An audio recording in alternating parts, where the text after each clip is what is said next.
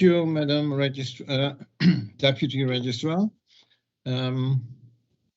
I think you already opened the procedure, so...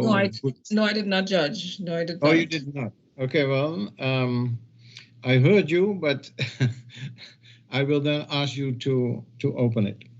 Thank you, Judge. Caribbean Court of Justice, Appellate Jurisdiction on appeal from the Court of Appeal of Belize, monitoring hearing in CCJ Appeal BZCV number 2 of 2014 between the Maya Leaders Alliance and 23 other villages and the Attorney General of Belize. The members of this morning's panel are Mr. Justice Witt, presiding judge. Good morning, everybody. Mr. Justice Anderson. Good morning, Counsel. And Madam Justice Rajnath-Lee. Good morning, everyone. May we have the appearances, please? Thank you. Good morning. Leslie Mendez, together with Alistair Jenkins, appearing on behalf of the appellants. In court with me today are some of the leaders of the Toledo Alcaldes Association, along with Christina Koch and Pablo Miss, that form part of their technical team. If it pleases you, Your Honors, I, Samantha Matu Tucker, appear on behalf of the Attorney General. Along with me is the Commissioner of Indigenous Peoples Affairs. I also have with us the Minister of State for the Ministry of Human Development and Indigenous Peoples Affairs, Mrs. Elvia Vega Samos, and we also have the Chief Executive Officer of that ministry here present this morning. I also want to extend my apologies, or the apologies of the Honorable Minister Dolores Valderramos Garcia, who wanted to be with us, but due to her other governmental commitments, could not be with us this morning. Thank you very much. Thank you very much. I'm getting an echo. I'm not sure how that Justice Witt, do you have a device? Do you have a device, another device close by where you are? No, I have no other device. Okay, but what we can do, we can ask those who are not speaking if they can mute their microphones, if that can help us. Thank you, Judge. Yes. Okay, well, it's good if I'm not echoed everything that I'm saying. I also welcome Professor Solorio as the authority in this case, and maybe also as one of the experts in international law on the indigenous people. Now, there are a lot of topics to discuss. I would like to start with Professor Solorio and the report. There were 2 new reports that came in, and you have dealt with them. My impression is, but and if I'm wrong, you certainly have to say that. My impression is that although it's slow, but progress is made, in the sense that I now see that, for example, the villages also approach the commissioner who is dealing with complaints and trying to do something about it. Other go straight to you, but I see that the government at least is reacting. Now, nothing is perfect in this world, but I think we can say that we are doing, at least the system is doing better than it used to. So if you want to go into that, please. And we have seen the recommendations that you have made. There might be a few more questions that we may have, but I give the floor to you. Thank you, Your Excellencies, and thank you so much for inviting me to this hearing. I echo what you just said. I think that one thing that is coming out and has been revealed, especially in these new complaints under resolution, and also the information that I have been receiving lately, is that there's been a number of positive steps from the state. I mean, I think a few things that are important to recognize from the government is that there is an effort, I believe, at least from my assessment, to comply with the CCJ consent order in paragraph 4. And it seems that government officials are also engaged and interested. One thing also to highlight, that you see, especially, for example, in the follow-up letter that I sent on the San Marcos village, is the amount of cease and desist orders, for example, that the government has been issuing, and also the non-renewal of licenses or authorizations that could be contrary to paragraph 4 of the CCJ consent order. And the other thing I want to recognize from the government is that every time I have requested information from the government on any of these complaints, they do provide the information, they provide detailed information. So I'm grateful for that, for the collaboration of the government in that regard. I also, though, want to highlight a number of lingering and remaining challenges that we have, and they're quite large, and it's something that is important to continue paying attention to. I mean, one of them is that I continue receiving reports of third-party activities in Maya lands without consultation and consent. This is an ongoing problem, and it does underscore the need to have an approved Fbic protocol.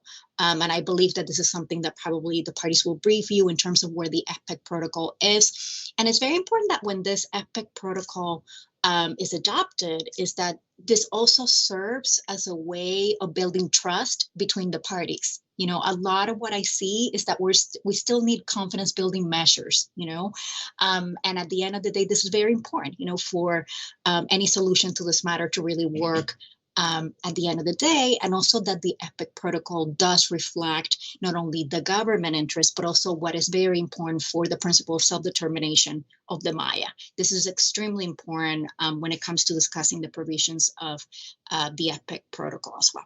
The other thing that I'm very concerned about, and this is, I'm thinking, for example, villages like Indian Creek particularly, is that we still have this very serious issue of conflicting land claims, right, between the Maya and third parties. This goes beyond my, my mandate as an authority, but when it comes to my mandate, my main concern is that we do need interim measures to really prevent escalating tensions, to deal with threats, to deal with security issues that really could threaten the Maya, and their integrity.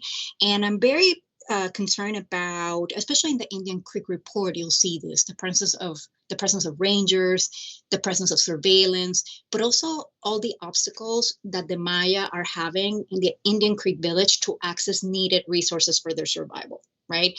Access rivers, access bases, for hunting, fishing, farming, and dump sites, and activities that for them are important for their livelihood.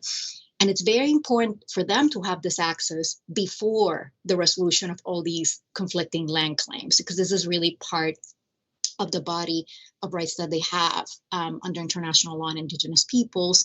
And it really goes back to that recognition of the government, of the importance of the CCJ consent order and paragraph 4. So I do think that is very important in the interim to really address that. The threats of potential harm are, for me, a very concerning issue.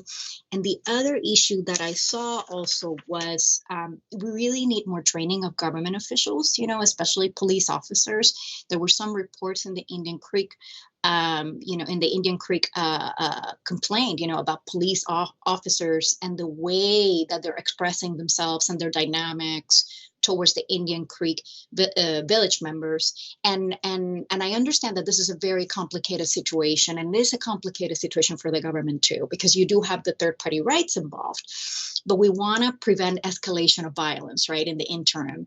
And I think it's extremely important to give training to police officers and any government officials that visit these villages on the rights of the Maya, on the reasoning behind the claims that are being raised, which are really protected under international law in this court and all of the precedent that we have been discussing, So my impression so far is like it's a situation where you do see some very positive steps, and I have a lot of hope for the situation because of this. I do think that we have a government that's trying to comply with the CCJ consent order, but the problems on the ground are very profound, and I think it's very important to pay attention to those as well.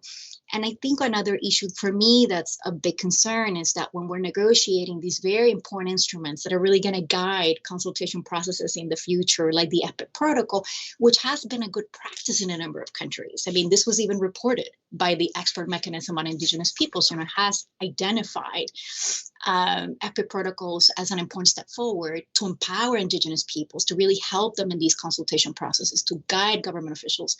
But the content of those Fbic protocols is also extremely important, right? What's agreed upon, because it's really what's going to guide the future. So I'm really hoping that the parties can find a consensus of what to include, in a way that really protects that right to self-determination and self-governance of the Maya peoples, but also that it helps the government in its training of government officials and the way it conducts these consultation processes. They have been already conducting these processes. We saw this in the U.S. Capitol, petition, but it would be really great to have this instrument sooner rather than later, and also figure out interim measures to really reduce the threats of harm and the escalating tensions, especially in those localities that there's conflicting land claims, even though we know that the process of resolving those land claims are going to be much more, it's going to definitely take more time.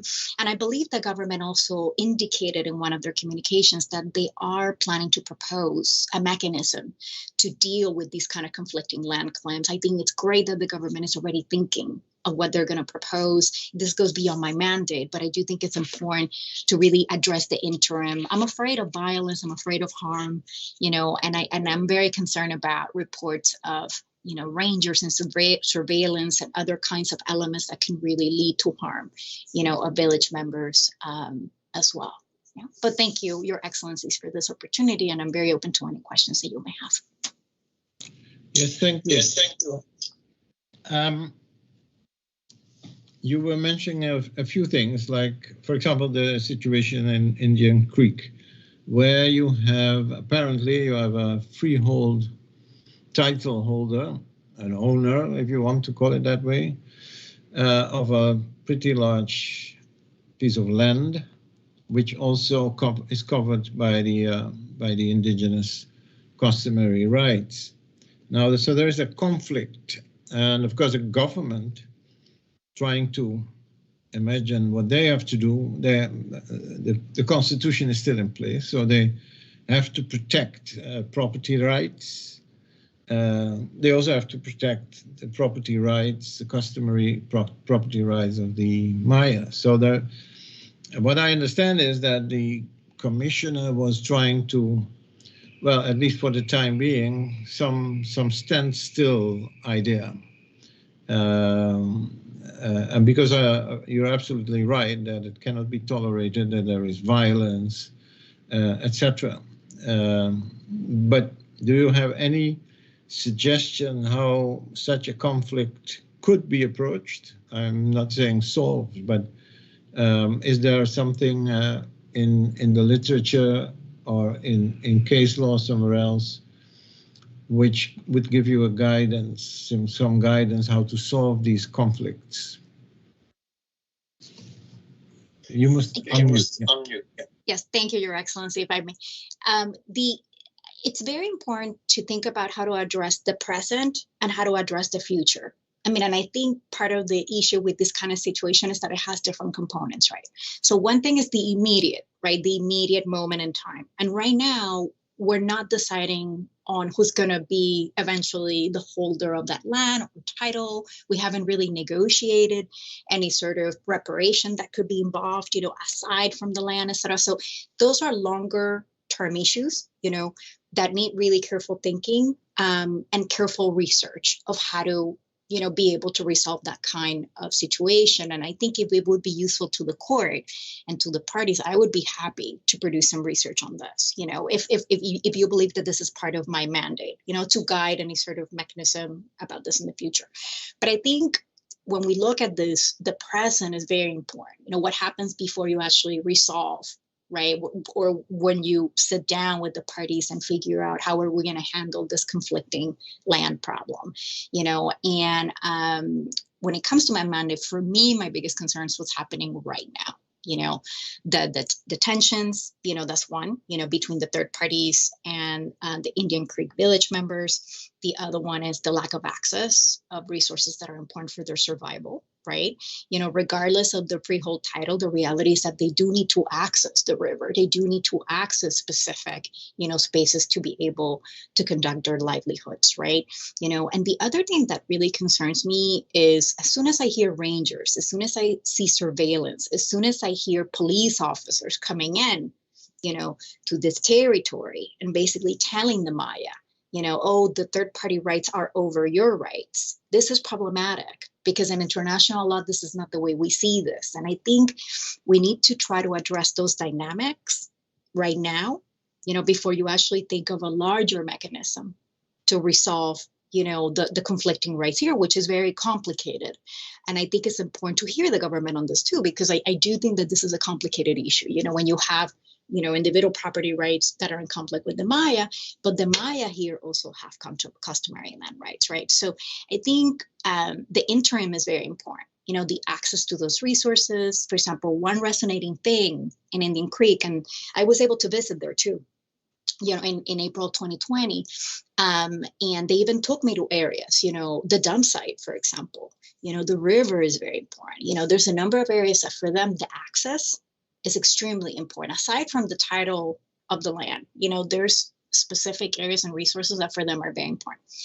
The other issue that concerns me is it's important to think about reasonable measures when it comes to third parties. And the reality is that where we are in international law, when it comes to third parties and private actors, is that, governments are required to supervise and prevent and oversee any sort of potential activity that could cause harm, right? And I think part of the problem that we have in this context is that we have a lot of third parties acting without necessarily having sufficient government supervision, right? And I think that's problematic, especially in a moment like this where rangers could end up harming Indian Creek Village members, and even members of the third parties could end up harmed as well in this kind of unsupervised, uncontrolled, situation where there's escalating tensions. So at the end of the day, I would see this in two parts, and I think that we do need to concern ourselves with the present, especially in this kind of village, like the Indian Creek Village, where there's ongoing tension between the third parties and the village members. But then we have that second part, which is that what's really the mechanism that's going to be used, to be able to resolve these claims, and I think that requires more research, more careful thinking about it. I would be very happy to help the parties with research on this, if they think that this would be useful and it would be within the scope of my mandate. It is a very complicated issue. But at the same time, I do think this is a context where with careful thinking, this is something that we could start addressing, especially considering that we have two parties that are committed to moving forward, and improving the situation. And even United Nations mechanisms are seeing the case of Belize as a potential best practice, so I think it's also a good situation to come up with innovative approaches to these issues that could work well for the Maya, but also that could work well with the government. Yeah, Professor, thank you. Thank you very much. Getting a feedback, but I'll continue.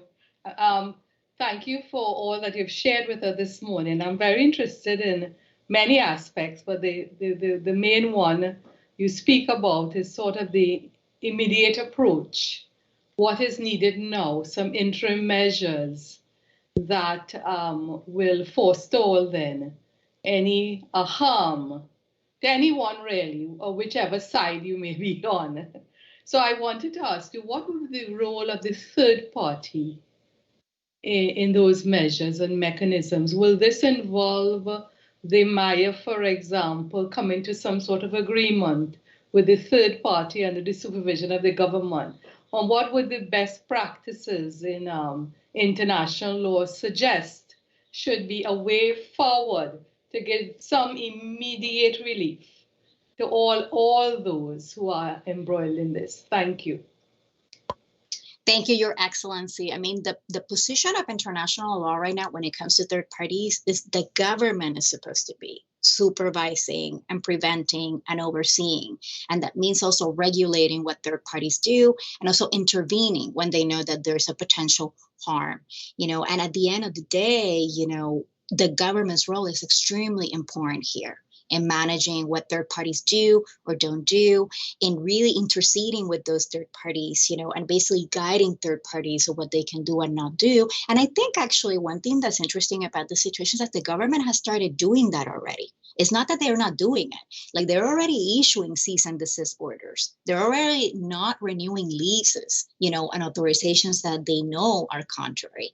I've even seen documents, in the complaints that have notes from government officials saying there needs to be consultation on this first before this is granted. And I actually think that these may seem like small steps, but this is the beginning of a regulation of what third parties do, right?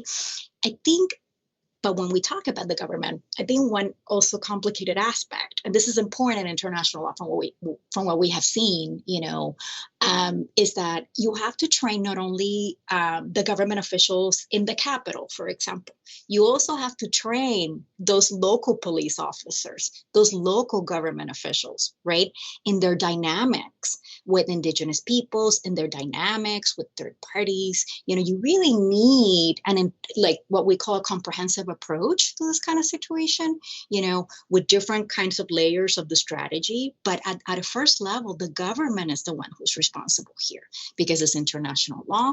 They have assumed obligations, and every day there's more, I would say, legal standards in international law related to what we call the obligation of states to act with due diligence when it comes to private actors. And that means preventing, harm, investigating potential human rights violations, sanctioning them, granting reparations. So at the end of the day, the government role is extremely important here in the management of those third parties, especially when they know that third parties are harming or basically perpetuating human rights violations against indigenous peoples, who are a very protected group in international law. So at the end of the day, really the government, is key, and not the Maya trying to control the third parties. And that's very important to make clear that at the end of the day, the government does have a responsibility here. And in my concluding report, since the beginning, since the early ones, one message that I've always tried to send, to the government is that even though it's very difficult to control what third parties do, it is part of the responsibilities under international law to supervise and oversee and prevent what these third parties do, especially when they can be harmful. And one of the very difficult things about third parties, and this is not just in the indigenous people's context, I mean, this is in international law in general, is that many third parties are wealthy, they have resources, they're corporations, it's not necessarily individuals that don't have any sort of influence, so this can become very technical. But I think, for example, an Fbic protocol is very important because it kind of dictates what kind of relationship the government and third parties and the Maya should have when it comes to consultation processes, for example, just to give you an example, So I think you do have some steps that have already been taken here to start regulating what third parties do. But I'm very concerned about the extreme, when suddenly you have third parties that have rangers and surveillance and basically deny access to resources that are important for survival, and the Maya really have no power vis-a-vis these third parties in many ways, and I think this is a complicated situation at the end of the day because it's a continuous denial of rights, and the reality is that making decisions over land claims or resolving land claims is a long-term situation. I mean, this is going to take some time, especially considering all the property rights that we have under the Belize Constitution. So at the end of the day, at least under international law, that would be, at least that's the way international law is moving towards. The government has responsibilities. And of course, the third parties, they're not supposed to be doing any harm, and they're supposed to also provide redress. This is according to the UN Ruggie principles and other standards. But at the end of the day, the government, when you think of that due diligence obligation, is really the government responsibility here at the end of the day, at least under international law. Yes, thank you. Thank you. You mentioned, of course, the Fbic protocol, and that it is important that we have that sooner than later. Now, I don't know if you know, but there is now a draft Fbic protocol. I don't know if you saw it, but it is there. There seem to be some concerns from the Maya side about that protocol, but it would seem to me that given the status it is in now, it should not be taken too much time to really finalize that. That's what I think. Do you have a vision on that?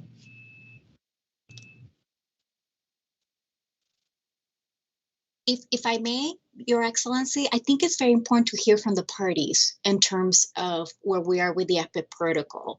I understand that there's a draft.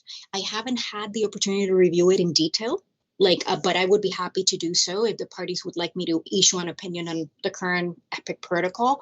But I do think it's important to hear from the parties, and I think with Fbic protocols particularly, especially thinking of the self-determination of the Maya peoples and their self-governance structure, they have to be very, very comfortable with what's adopted. At the end of the day, my hope would be that they don't feel that they're sacrificing any of their human rights in this process, and the government also has to be comfortable. This is the tool that the government is going to use to train their officials to regulate those third parties. So it's extremely important that both parties are very, very comfortable with whatever is approved. And my hope is that this is done as soon as possible. And I would be very happy to issue a more detailed opinion, on the current draft, if the parties would think, and Your Excellencies think that would be helpful. But I think it's important to hear from the parties as well in terms of where they are. Yes, I would also like to join my colleagues, Professor, in thanking you for this very insightful and useful intervention you have made this morning. I consider your presentation to be very, very useful.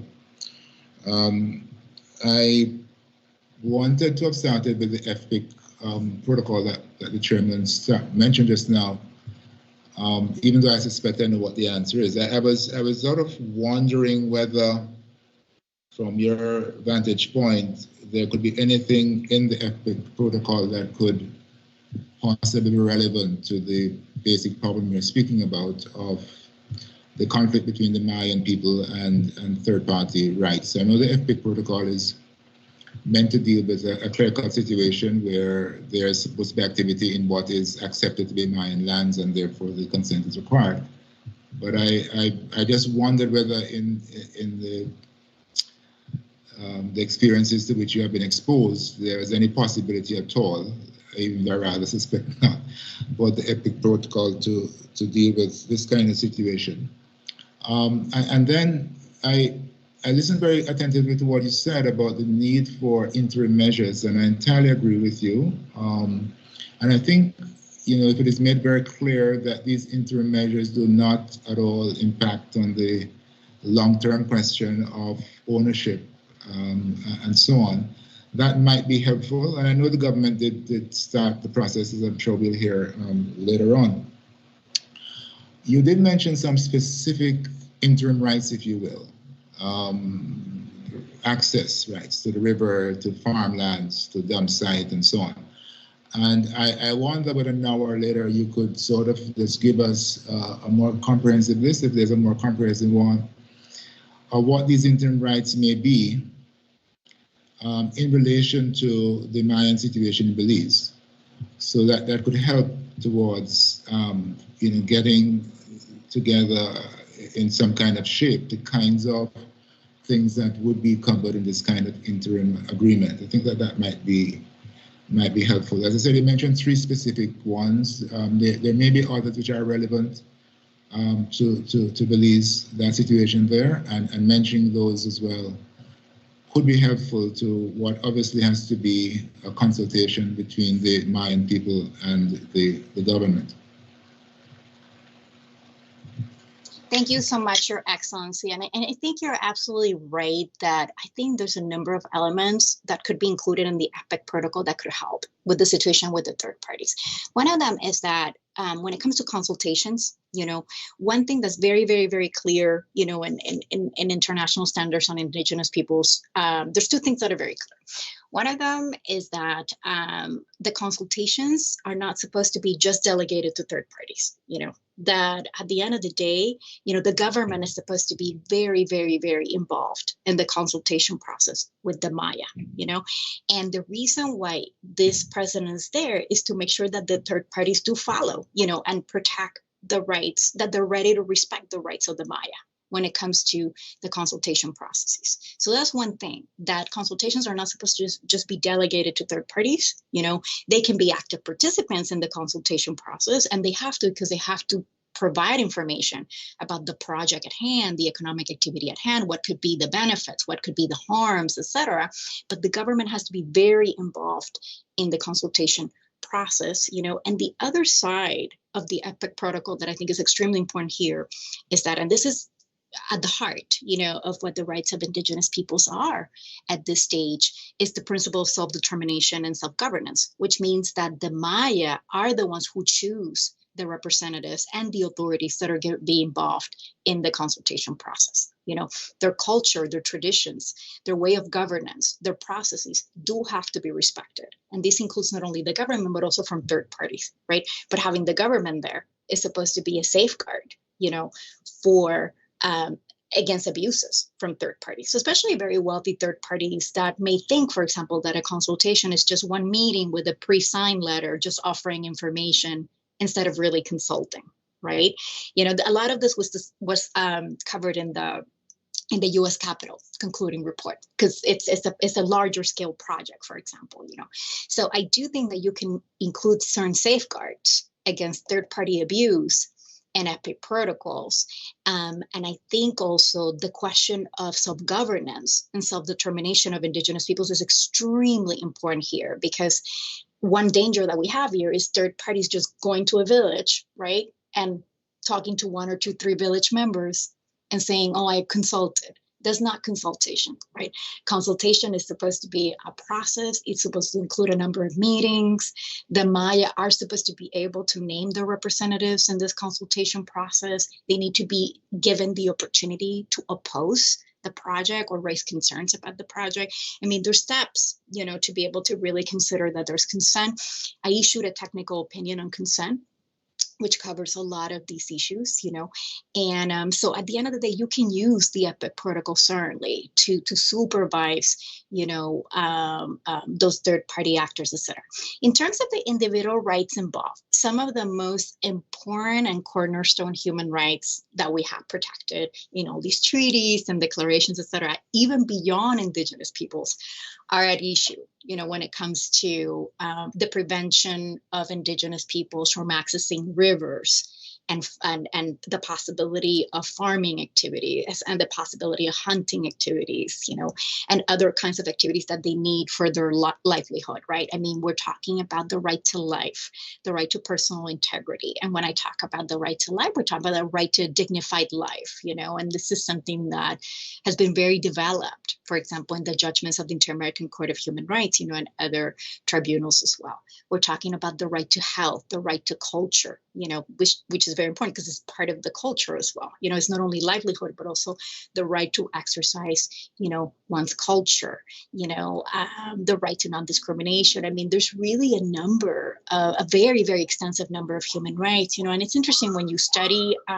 international law and indigenous peoples, because there's a part of international law that's really driven by self-determination and protection of lands and territories and consultation. But then we have this other side of international law that's really related to personal life and integrity and the way you conduct your life as an indigenous peoples, not only the collective, but the individual, and all of this is at issue when you start, for example, denying access to a river, that's important for specific activities, or farming or a dump site, for example, a lot of these rights are at issue. And I think that the question of interim measures in this front is very important, in some ways, it's like precautionary measures. In some ways, urgent measures. Not interrupt you, Professor, but just to be clear, so The four specific access rights that you mentioned: access to the river, access to farmlands,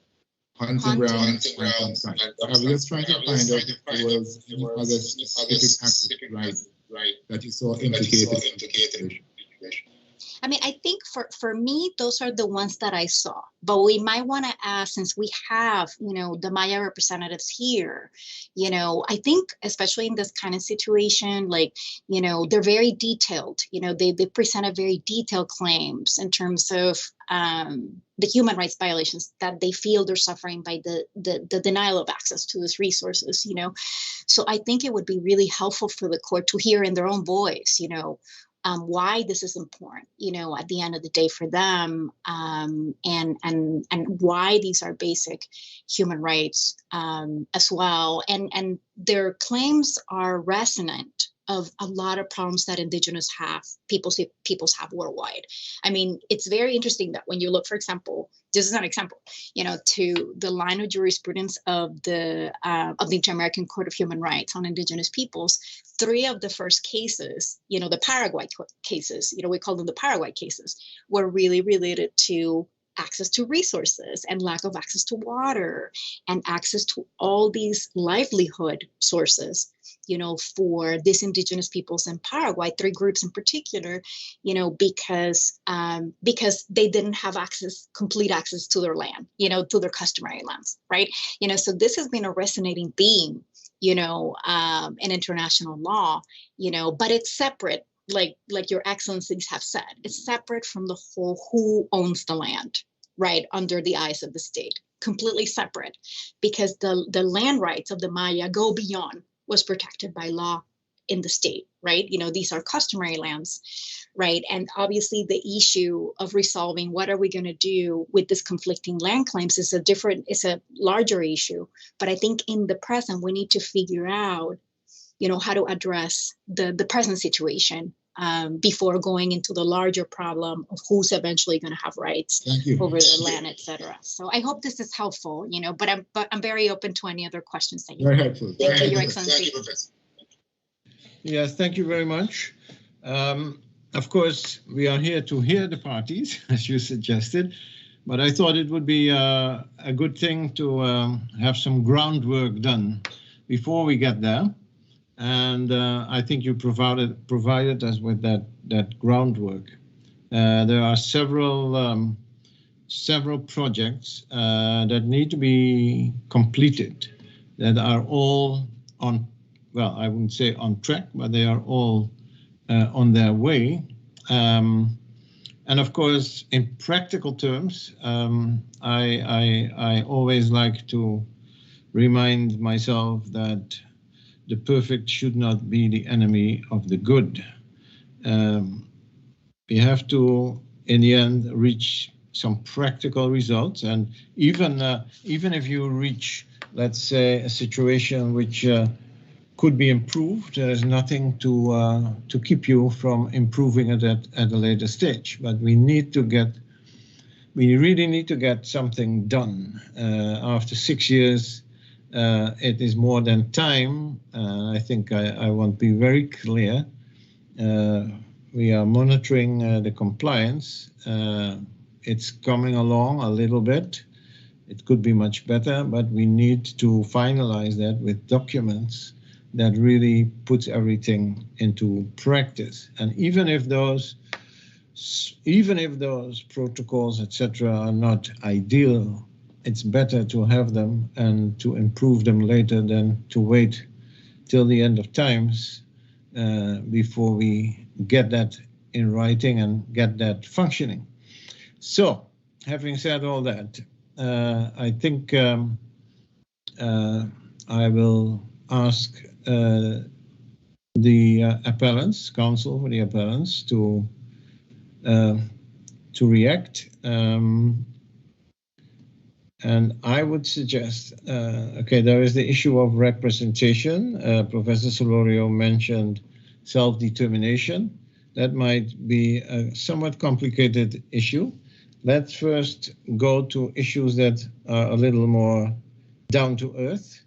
and see what we can do, because it seems to us that all those projects, the Fbic protocol, auto delimitation process, the legislative drafting, the mile and tenure process, they are all on their way, but somehow not reaching or have difficulty to reach their end date. And we really think that we should move on now to get things done. You can, of course, keep revising and keep thinking, but the time of action really is nearing, as you are doing actually in the dealing with the disturbances by third parties and so forth. At least something is happening there. There is mention of a December 2018 agreement.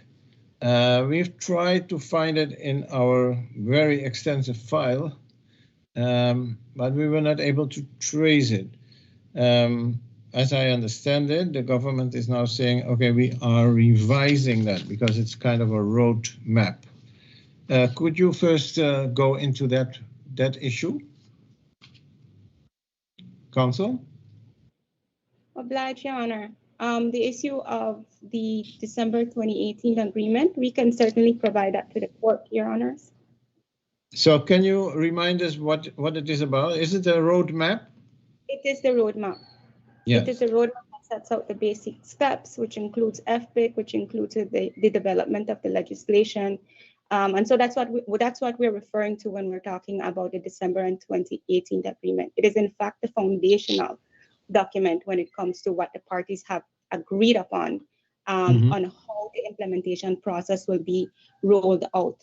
I do want to make a couple of observations, but I'm guided by the court on what was just discussed with respect to the complaint specifically. And hopefully we can have some time to discuss the Fbic. I know that we have provided a letter. Subsequent to that, the parties have met. So I wanted to just quickly update the court as well. But just to make some very quick points on the complaint, because I think it's important, at least from our end, for what has transpired with respect to paragraph 4 to be clear.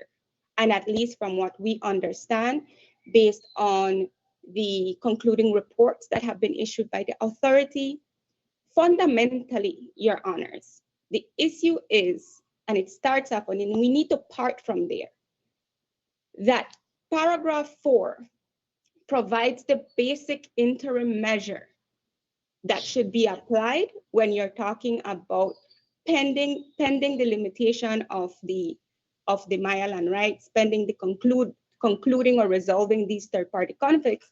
Paragraph 4 is what applies. That was what was the motivating the motivating factor for the inclusion of paragraph 4. So that provides the basic framework. And what that is saying is that the communities need to be consulted, especially when their lands are being used in a way that adversely affects them. And in the case of Indian Creek, we see that very clearly, as has been highlighted by the authority and as has been highlighted by the appellants on multiple occasions, because I think it's about 3 communications or 4 communications now from Indian Creek. And so the issue here, and I don't want it to be lost, because I do realize that some reference was made that about Indian Creek abandoning some process. The point is that at that point, it was not even being recognized that paragraph 4 plays a role here, that the communities need to be consulted. And I believe that I raised this on the last occasion, and perhaps just for me to unpack what I mean. What I mean by that is that the process the intervention that was led by the current commissioner, with much respect, in our view, was deeply flawed, because it did not recognize that. It did not recognize that paragraph 4 applies. And so it entered into this sort of mediating process as if there's no guidance, as if nothing applies right now, and at this point in time, the parties just have to come to an agreement. When what is established is that the burden is placed on the third party. As you have mentioned, that does not mean that we are at the point where we are resolving these conflicts. We know that. That is very clear. That applies to the communities, but as well as to the third parties.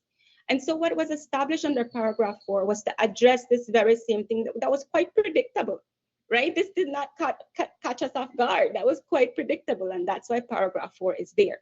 But if you're not recognizing from the beginning that what it is that the third parties need to consult, I need to approach, I need to work with the communities to try to get to a sort of interim measure, which we repeatedly mentioned, even at the meeting that we had with the representatives of the third parties, is that the communities are open to considering what they want to propose.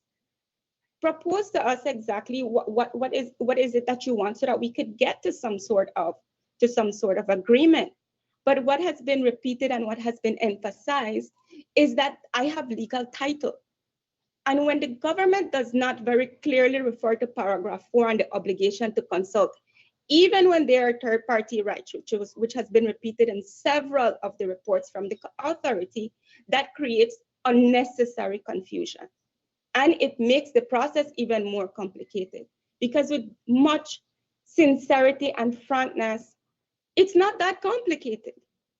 But if they had come and from the beginning and accepted that what obtains right now is that if you don't negotiate an alternative with the communities to give you access and for you to be able to conduct certain activities within their lands, then you cannot conduct those activities within their lands. What is happening right now is that it's being flipped. The communities now need to go and ask these third parties for that's what the third party is under the impression, and quite frankly, that's what the government is under the impression, is that it is the communities that need to come to the table and negotiate a way forward. The communities are open. It's not the communities like living in a volatile situation. They want the rangers out because at this point in time, there just has not been a very collaborative approach from the third parties as really enabled by the government, because paragraph 4 and the implications of paragraph 4 have not been recognized. And so I do recognize the need for the interim measures. I'm glad that we have started off really highlighting the issue of Indian Creek, because it remains a concern. It certainly remains a concern. It is a volatile situation. And so that I think that needs to be emphasized, though, that there is at the very least a framework for what the interim measure should be. And I repeat that it's not that Indian Creek is not willing to sit down and consider a proposal from the third parties as to the type of activities that they can be conducting there, so that they can so that some sort of arrangement could be agreed upon. But save where there is no arrangement, then paragraph 4 says that you're not allowed to conduct these type of activities and be deploying rangers to stop persons from using their resources. That is exactly what paragraph 4 sought to prevent. And so I think that we need to also kind of, if I may, kind of like guide the conversation around that, and that's why I wanted to start off with that concern, because it continues to be a concern. That okay, being said, before we continue, okay, so because we have to be practical now, you made your point very clearly. How do we move to the next phase? If there is a fundamental difference of opinion about how to tackle this issue, then it would seem to me that that would be a case that is ripe for the authority to at least give guidance how to deal with it, because we have to deal with it, or at least the government has to deal with it. Because we can't just blame or complain, we need to get some solutions. So, if that is the case, we will hear the government on this point soon enough. So if you make a note, we will hear from the government on this point. But if there is a fundamental difference of opinion on how to tackle this, I would suggest write the authority and she will be capable and willing, I suppose, to at least give some guidance and recommendations how to deal with it in concrete terms. So that is the point of Indian Creek. Yes, certainly, Your Honors. We would welcome that. And so that's with respect to Indian Creek. However, what I did want to say very quickly is that very recently we have noted a change in the approach from the police department here in PG, and we just wanted to recognize that. And so on the issue of Fbic now. Yes. Sorry, when you say a change, Council, what do you mean? A positive change, and the most recent, that is after we submitted our compliance report, there was again an issue that came up in Indian Creek, and we saw a very different approach from the police department. So we did want to recognize that, because even as that was not the case before, we just thought that we should recognize that there was. I think the government has said, not to speak over you, I'm sorry, but the government has said that well, the impression I get is that may be a result of certain educational training activities that the government has undertaken. Are you in a position to go as far as to accept that is so? I don't think I can speak to that, but we welcome any further training that could be given to the police. No, as we have all said, we want to encourage the process forward, and if there's anything positive that the other side has done, which you can suitably recognize, I think that would be useful. Yes, that's why I was trying to ensure that I recognize the changes. I didn't want that to be overlooked, because that's very crucial for us on the ground. I'm glad you meant. Just as I have been critical of them and I have filed certain criticisms of them, I also want to ensure that they are recognized when there is a change, and I want them to also see the court's endorsement of this change. I'm glad you have done that, Council. Thank you. Yes. With respect to the Fbic, a couple of things that we do want to mention is that, well, as we mentioned in our compliance report, what was presented to the court from the time before the court was not really consulted with us. We do have some very serious objections to some of the changes that have been made.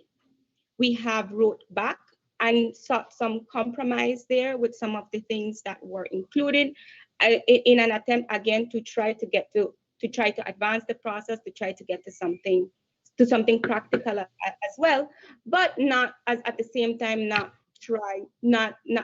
threaten the integrity and the importance of protecting very core obligations. And those we have shared with the court. One of them, for instance, if the court will remember, on the last occasion, the biggest thing was the TAA the Toledo Alcaldes Association making decision.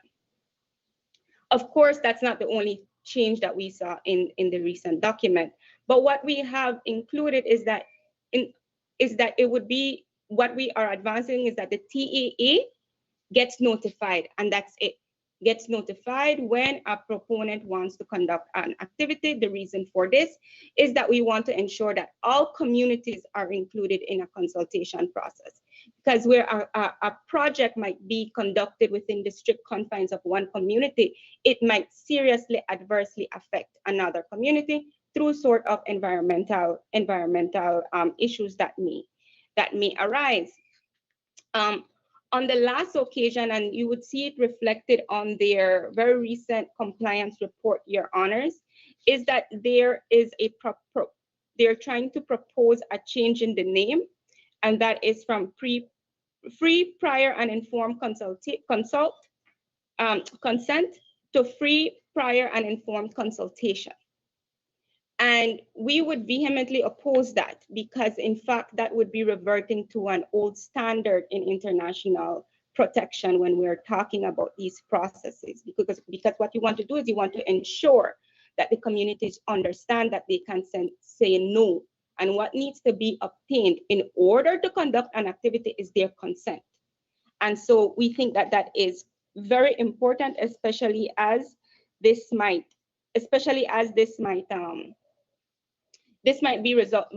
result a lot to a matter of interpretation.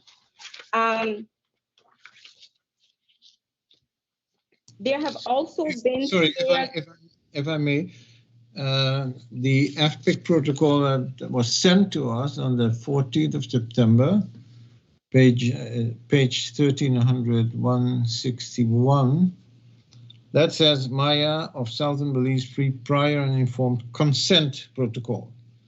Yes, so, Your Honor. I don't see that they changed that, but I don't think it would be wise to change that. But yes, it's all yes, about consent. That is quite clear in international law, isn't it? If you look at paragraph 1 or 2 of their recent compliance report, they do refer to consultation. And in fact, in our very recent meeting on November 18, which we couldn't include in our compliance report because that was very recent, we were notified that there are plans to change the name to consultation. Ma'am, could you just help me though, with respect to the Fbic that Justice Witt, my colleague, just referred to, is that a consultation contains there over consent?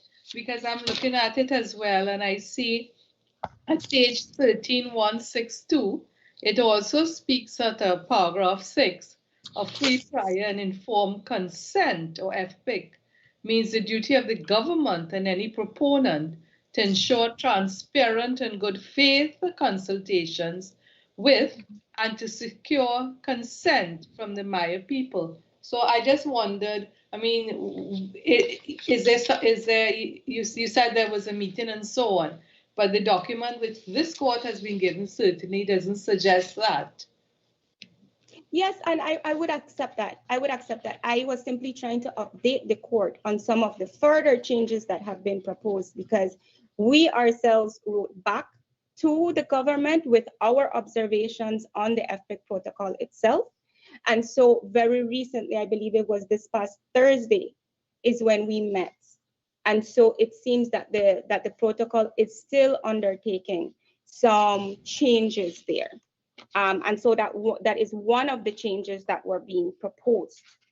Now, it would seem to me that consultation would not, at first sight, not conform with international law. I think international law speaks clearly about consent.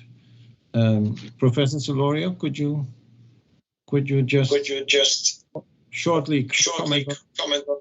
Yes, it's very important to keep the word consent there, because right now at this stage of international law, I mean, the standards are clear that the Maya peoples have a right to not consent to the activity in question. And actually there has to be even a justification, you know, to proceed with even the smallest component of any activity without consent. So at the end of the day, the word consent does need to remain, at least according to international law standards, it should remain not only in the title, but also in the text. And one thing just to remark briefly is that if this is going to be a tool that's going to be used to train government officials and also third parties, because third parties are going to have to receive some training on this as well, you want to remove ambiguous terms as much as possible. You want to make sure that everything is very clear and straightforward, very basic. So putting the word consent at the top basically signals that this is not just a process to share information, which is the problem that we've seen in a number of the complaints that I've been able to address. I think this is useful. Yes, but I'm not sure it's really at our stage yet, because I get the impression that these are proposals that are being discussed between both sides. Am I right, Counsel? Yes, for sure. So we don't want to conduct the negotiations at this hearing now, do we? I agree. We don't need to belabor it. I was simply updating the court, and it does seem that the government is reflecting it because it's in the compliance report. So in the compliance report that has been filed, there's already a change in how we refer to the protocol. So again, we thought, for the reasons highlighted by the authority, to already put the court on notice as to why that is there, because it's not a mistake, it is part of what is being discussed right now. But to not belabor the issue right now, there are other obligations that, as we set out in our compliance report, that there are areas in which what is happening is that the current Fbic protocol that is before the court completely excludes any obligation to obtain Fbic under those circumstances. So for instance, we consider that the scope is way too broad. It says that in cases of urgent or unforeseen concern or concerns of issues of national security, then Fbic does not apply. It also says that to some extent, Fbic does not apply in its fullest sense when we're talking about projects of public interest. So we also take issue to that. I just want to end by highlighting, like, I understand that we want to be practical, we want to get something done. And yes, we don't want the perfect to be the enemy of good, but at the end, we still want something good. And something good means that the core obligations and protections that indigenous people enjoy and have are still protected under the Fbic protocol. Because to be honest, it will be very hard to expand on those rights as time in the future, as opposed to now ensuring that the core obligations are ensured in the protocol right now. And lastly, we do have some concern in the compliance report when the commissioner says that U.S. Capitol intends to commence consultations, but in accordance with the current Fbic protocol, and that is the government's Fbic protocol. We have not arrived at an approved Fbic protocol just yet that is agreed upon by both sides. So I think that it is problematic for the government to already be implementing their own version of the Fbic protocol at this point, especially when such strong objections have been made by the appellants with respect to that. As regards to we also have, and I guess we would like to hear from the commissioner with respect to his paragraph 1.7, when he says that the commissioner has been consulting with respective village leaders on the Fbic. Again, building awareness on an unconsented protocol right now will create a lot of confusion. Additionally, we're not really sure as to the nature of these consultations, either from our perspective. What the commissioner had been doing was to present his mandate, and that is what we were getting from the communities themselves. So I do think that much confusion will be caused if the Fbic protocol that has been objected to by the appellants is already being socialized. I will end my remarks there. I would only say that I think in the process of finalizing the Fbic protocol, and I know that the government, of course, even though it has gone through Parliament, not Parliament, Cabinet, has indicated that, of course, it is subject to review, which I gather is what's going on. I think it would be useful if this is not being done, if there were persons who are experts in the international law dimensions of this, who could support both sides in the finalization of the protocol.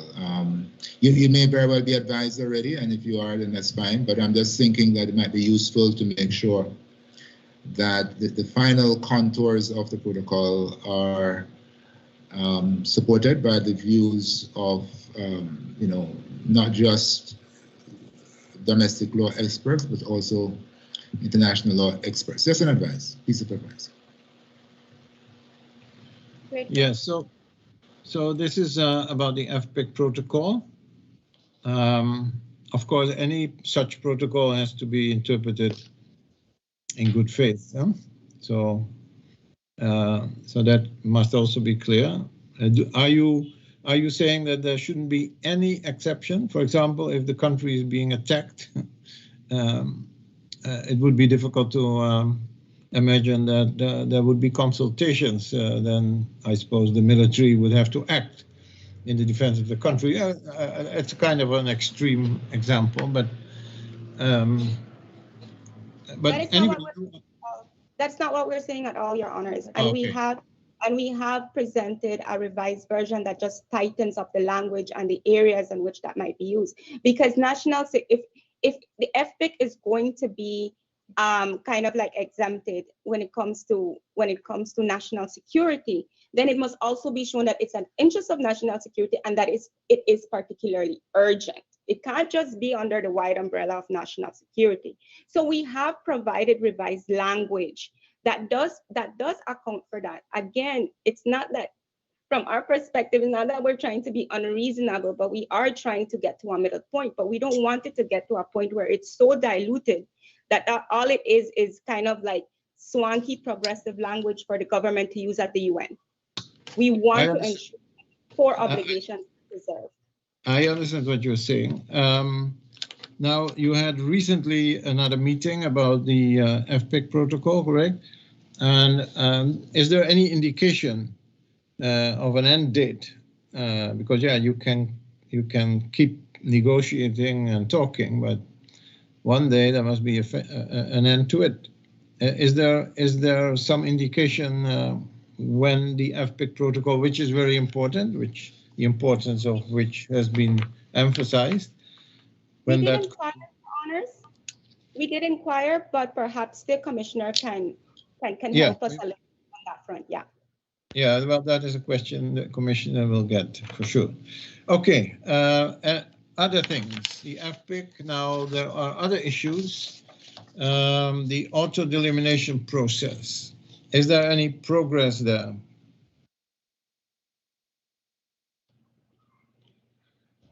It's quite difficult to answer that question in very broad terms, Your Honors. As we set out in our compliance report, there has been progress in terms of the work that is being done to advance and get consent and get the communities, support the communities delimitation process.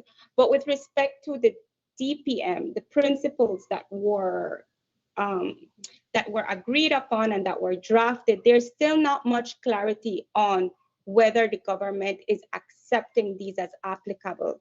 Now, very recent communication, what we heard is that we heard the DPM being referred to as a draft.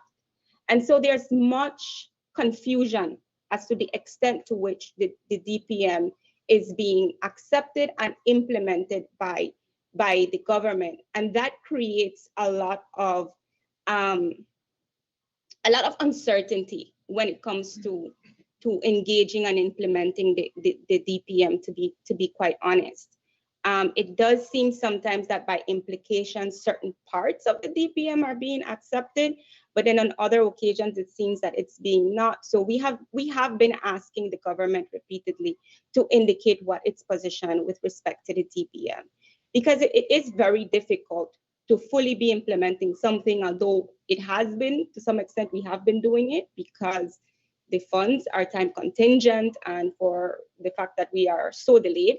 But it is a confused process right now with respect to the outer delimitation, insofar as government approval is concerned, or government confirming it.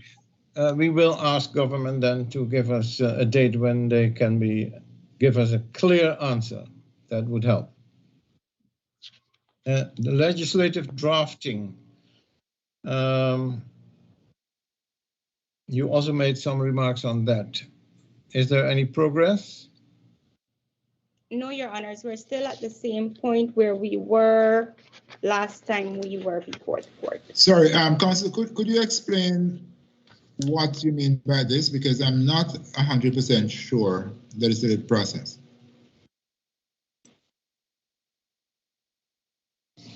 What I mean by, sorry, Your Honors, I think I missed that. What I mean by, I'm not quite sure what the genesis of the problem is here. Is it that there is a team to conduct the drafting of legislation and there's some debate about the composition of the team? I'm not quite sure what the problem is. We have written to the government on several occasions, and we're trying to get a sense. Again, this is all about the confusion that has been created by the government sort of wavering on what was on what was already agreed upon and established under the previous government. So we have written to the government to confirm and indicate whether one, we are proceeding with the team. From our perspective, we should be proceeding with the team. That was what was set out in December 2018 agreement. But again, we don't get very clear guidance on that. And so we have asked them to indicate who will form part of the team and whether for them to confirm that, yes, we are proceeding with the team and we are proceeding with this framework that was conceived before.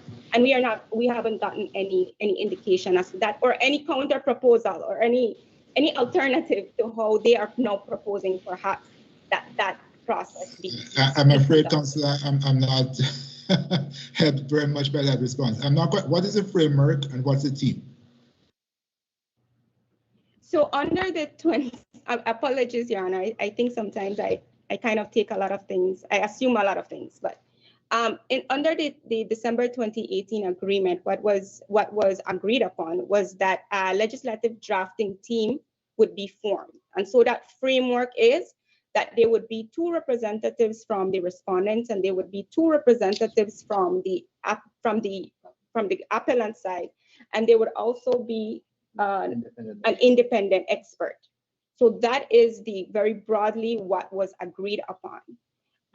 Before they had already, the parties had already agreed upon who specifically would form part of that team. And so we wrote to the new government, again, for them to confirm that this would be continued. I understand. So sorry, not to cut across, councils, I'm sorry. So the concern you have is whether that arrangement is going to be respected by the current government. Is that it? Yes. And when we can meet, when we can meet to have a preliminary discussion. Yes. Of course, yes, thank you, yeah. Okay, then the point of the Maya land tenure process. You thought, I think the idea was that was withdrawn, but the government has now indicated that that is not so. Is that correct? Yes, it was withdrawn, but they have reconsidered this. They reconsidered this after the last hearing that we had before the court, and so we attribute that to the court's guidance. And so the last thing we had is that they are working on it. Okay. And then I think the government also has a team now. Certain names were mentioned, but they are reviewing all existing documents, the team. Names were mentioned. Is there anything further known to that by you? If not, we will ask the government, of course, but anyway, I just wanted to go through these points. Yes, no, Your Honors, nothing more is known to us with respect to that.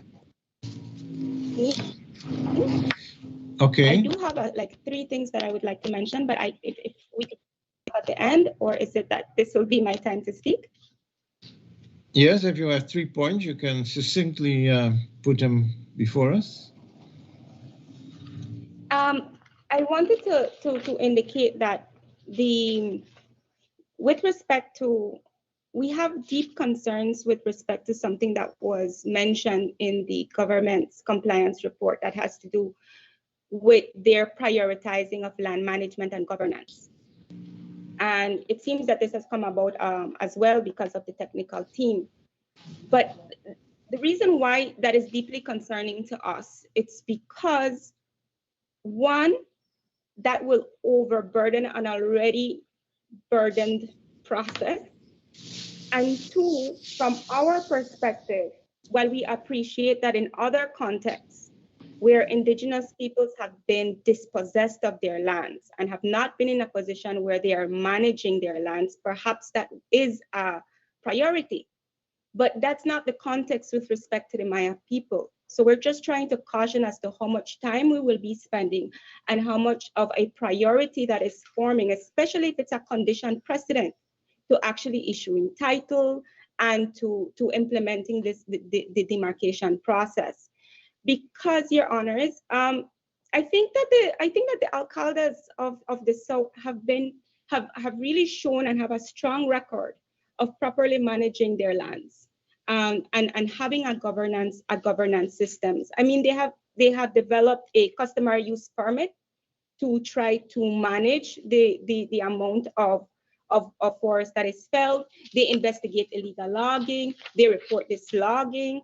In fact, right now, there's a program, Red Plus, that is really benefiting from the work of the alcaldes right now in the extent to which they have preserved their lands and managed their lands.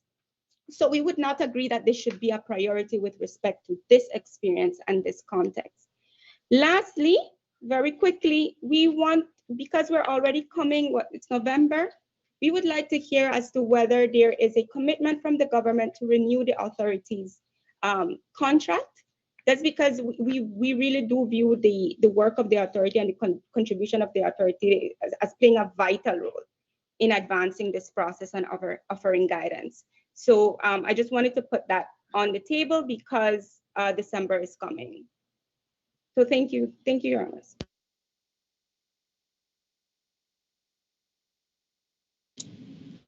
Thank you very much.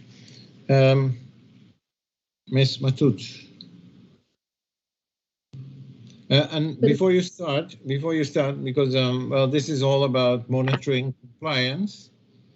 Last time at our compliance hearing, we directed that the appellants were to write a letter to you and file a letter with the court on the 24th of July, outlining their concerns about the implementation of the consent order, and that the respondent was to respond to that letter within 2 weeks of receiving it. That didn't occur, apparently. Now, for us to be able to really follow the compliance progress, if we get to a measure like that, and we ask to react, then we would certainly like you to comply with that direction. But I think, because if not, then it's difficult for us to do our job. Having said that, you have the floor. Your Honor. If I may be allowed, just to address some of the issues that my learned friend has highlighted. Firstly, she spoke about the Indian Creek complaint. I think my learned friend may have thwarted the government's understanding of its obligation as it relates to the protection of these Maya rights and what applies to Maya customary lands, particularly in Indian Creek. And the government appreciates its obligation under the consent order that it needs to consult with these Maya communities. And it is for that reason that the Commissioner of Indigenous Peoples Affairs would have undergone that process to have several meetings with the parties as it relates to the property that is in conflict. That would have been the reason for there to have been that meeting, in order that they are able to come to some resolution, since the government also has that obligation to ensure the protection of third parties under the Constitution. So the government appreciates that while it has a duty to protect the Maya customary lands, it also has a duty to protect those third party rights under the Constitution. And so I'm very glad to hear that the authority appreciate that it's a complex process, and that is something that needs to be addressed further down the road. But it still remains present, and it is a live issue. While it should be resolved later, it's a live issue that has to be considered. Now we're dealing with two conflicting interests in relation to a particular parcel of property. And so it's for that reason that the government invites and re-invites the parties to come to the table in order that there could be some resolution that would be agreeable and amenable to the Maya community, as well as to that third party title holder. in order that there is some resolution in order to allow the Maya to have access, which Professor has highlighted is necessary in fulfilling what the Maya sees as their livelihood, access to their dump site, access to hunting grounds, access to rivers. Would the government object to if somehow you can't find the right formula to deal with this interim problem? Would you mind asking the authority to give guidance? Your Honor, as it is, and as the court appreciates, the government has hired 2 experts, and the government is of the view that these experts, they were recently hired earlier this month. And so as they report in the case, we're going over all of the processes that are involved. We're looking over the complaints that have been lodged and the recommendations that have been made to ensure that government complies with it. And so we would want to take guidance from the experts that we have hired in order to come to some resolution or provide some recommendations in terms of interim measures that would be suitable for this situation. Because I assume that the government is also of the opinion that any form of violence should be avoided and addressed, correct? Yes, Your Honor. Like I said, the government appreciates that there is this competing interest in relation to the particular parcels, and the government is under a duty to ensure that there is a balance and that there is protection provided to both sides where it relates to competing interests, particularly under the Constitution. Because either way, the government would be open to some liability if the government acts contrary to one side. Yeah. Mrs. Tucker, may I ask whether the experts that I can understand have recently come onto the scene, will they be consulting with the appellants in the matter before they propose these? I think you spoke about interim measures. Of course, Your Honors. The government appreciates that whatever decisions are made or whatever recommendations are made, that there should be some disclosure to the appellants for their input on these recommendations that would made. And I'm thinking that a similar position would be adopted as previously, where the commissioner invites all parties that are involved in the issue for there to be a discussion and to discuss these recommended interim measures before there is a final decision made on how the matter will be addressed. Yes, sometimes it's more the way how you approach parties than anything else. As the French say, c'est le ton qui fait la musique. It's the tone that makes the music.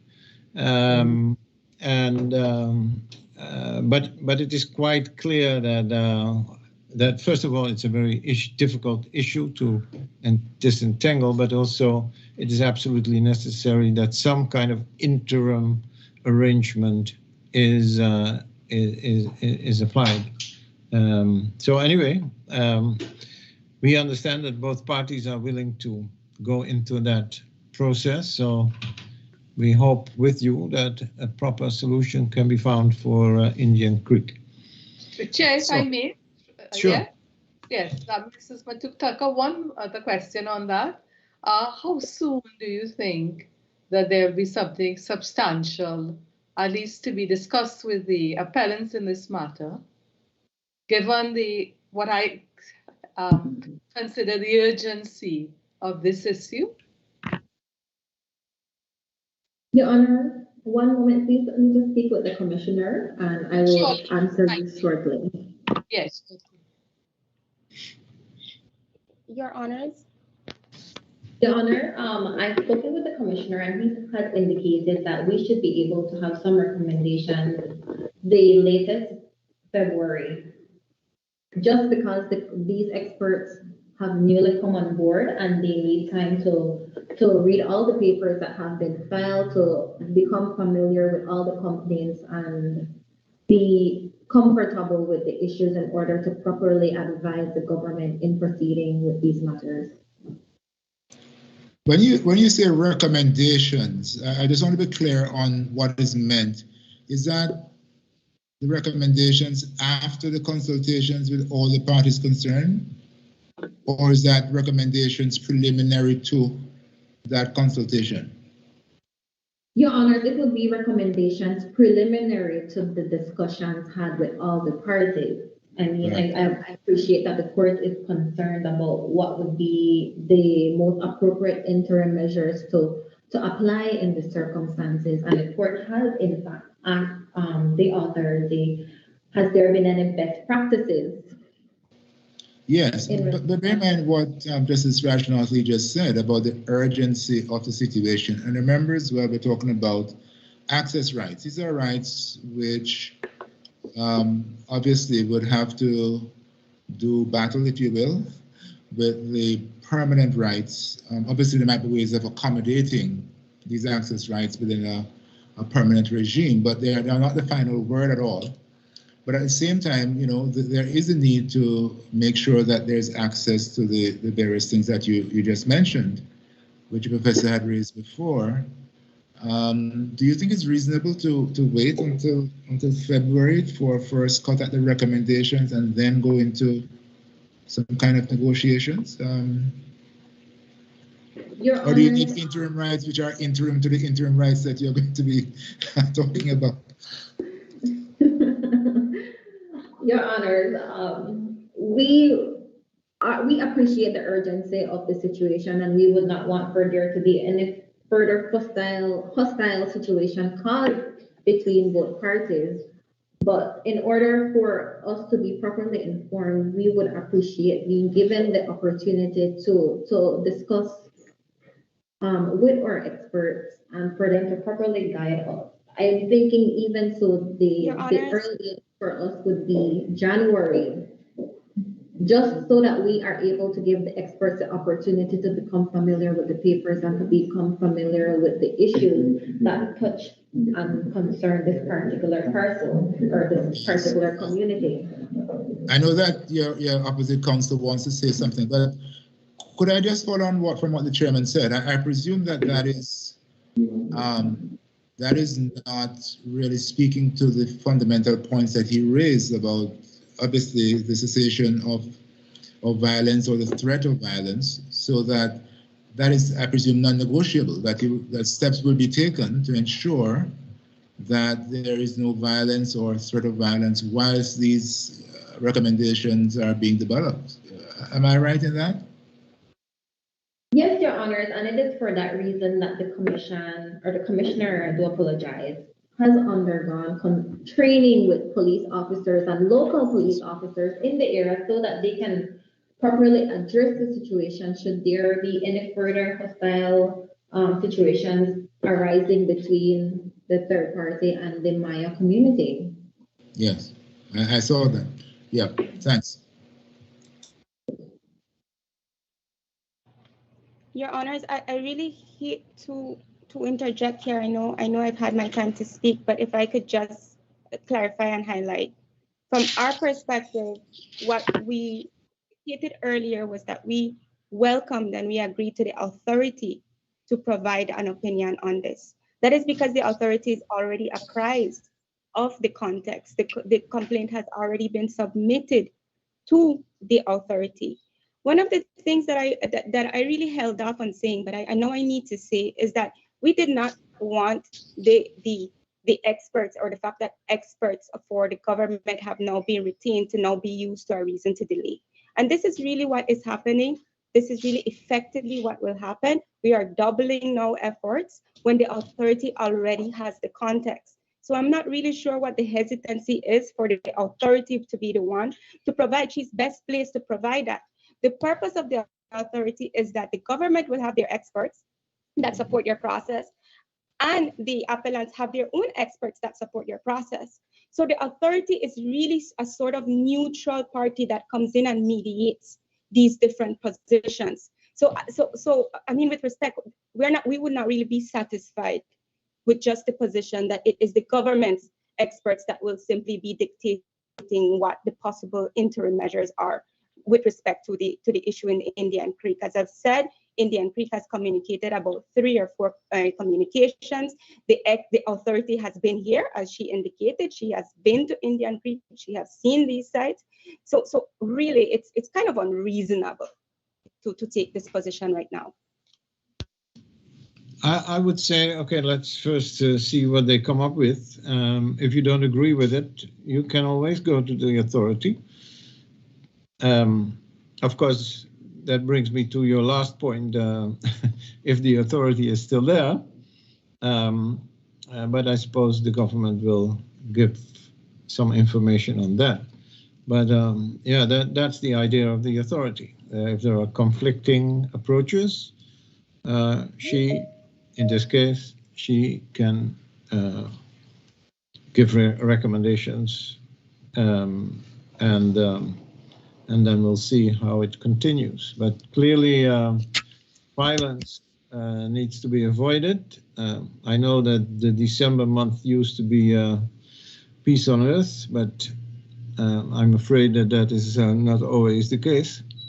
But anyway, the government is there to maintain the peace whilst working on some solutions here, interim solutions, but nevertheless solutions. And we heard already from the authority which kind of rights need to be looked at when you come to some kind of interim measure.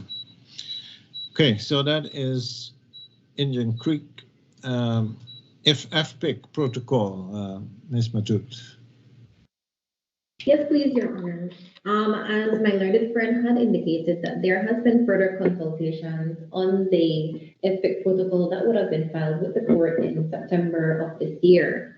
As is, the experts as well as the commissioner has received those comments, those further comments, and they are being considered to be incorporated into the draft Fbic. As it is, we are hoping to have a presentation by one of the experts, Dr. Figueroa, to the cabinet actually next week. So we are hoping to have a draft that we can share with the cabinet later this week for their consideration next week. And we are hoping to have a final draft of the Fbic protocol filed with the court in January of 2022. Okay, and I suppose you cannot give me a date? Not at this point, Your Honor. Okay, well, but the last day of January is the 30th, correct? Yes, please, Your Honor. So we make a note. By 30th of January, we will get. And what would that be? Would that be the final, let's say the final text? Yes, Your Honor, that would be the final version of what the Fbic protocol will be. Okay.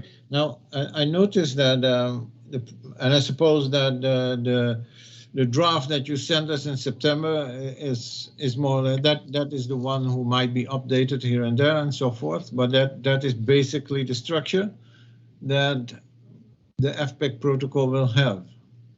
Yes, Your Honor. Okay. Now I noticed that it said it will come into effect upon the signatures of the parties. But the protocol doesn't tell us who the parties are. Well, one party must be the government, I suppose. Who is the other party? Your Honor, the other party would be the Maya communities, and that would be the representative of the communities collectively. Could you be a little more specific, because I understand that the alcaldes are representatives of their villages and so forth?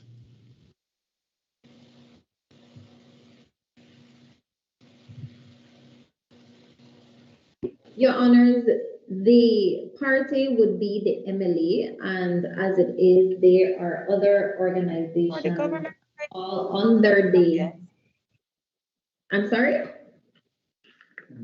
I'm sorry, there's a delay on my end, sorry. Well, the MLA. Yes, yes, Your Honors, and there are organizations under the MLA that would be, well, signatories to this protocol. And what about the Alcaldes Association? Your Honor, the TAA falls under the MLA. The MLA is the umbrella organizations, and there are several other organizations that fall under the MLA.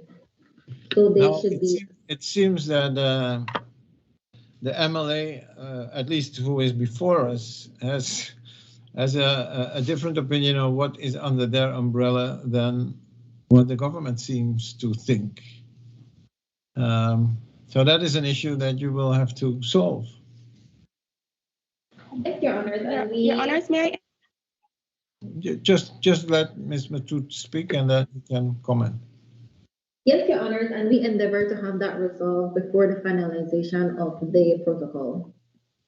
Okay, and what if one or two of these underlying organizations don't want to sign?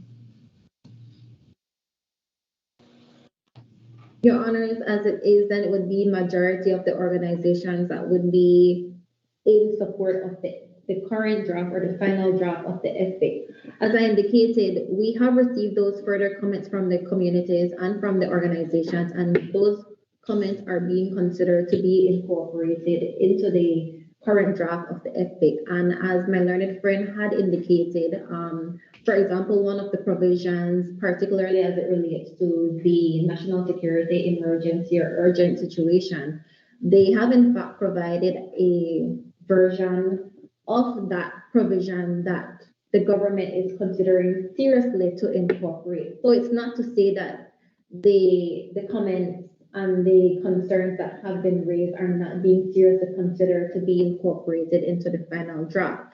So we cannot see that there will be a situation where the final draft of the Fbic will not be a document that is pleasing or amenable to all the parties involved.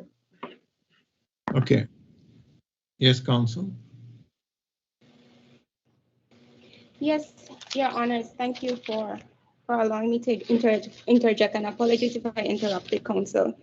But for us, really, this is not a question to be posed to the government, because it is not for the government to endeavor to resolve these issues. Really, the representatives of the Maya people are to be determined by the Maya people.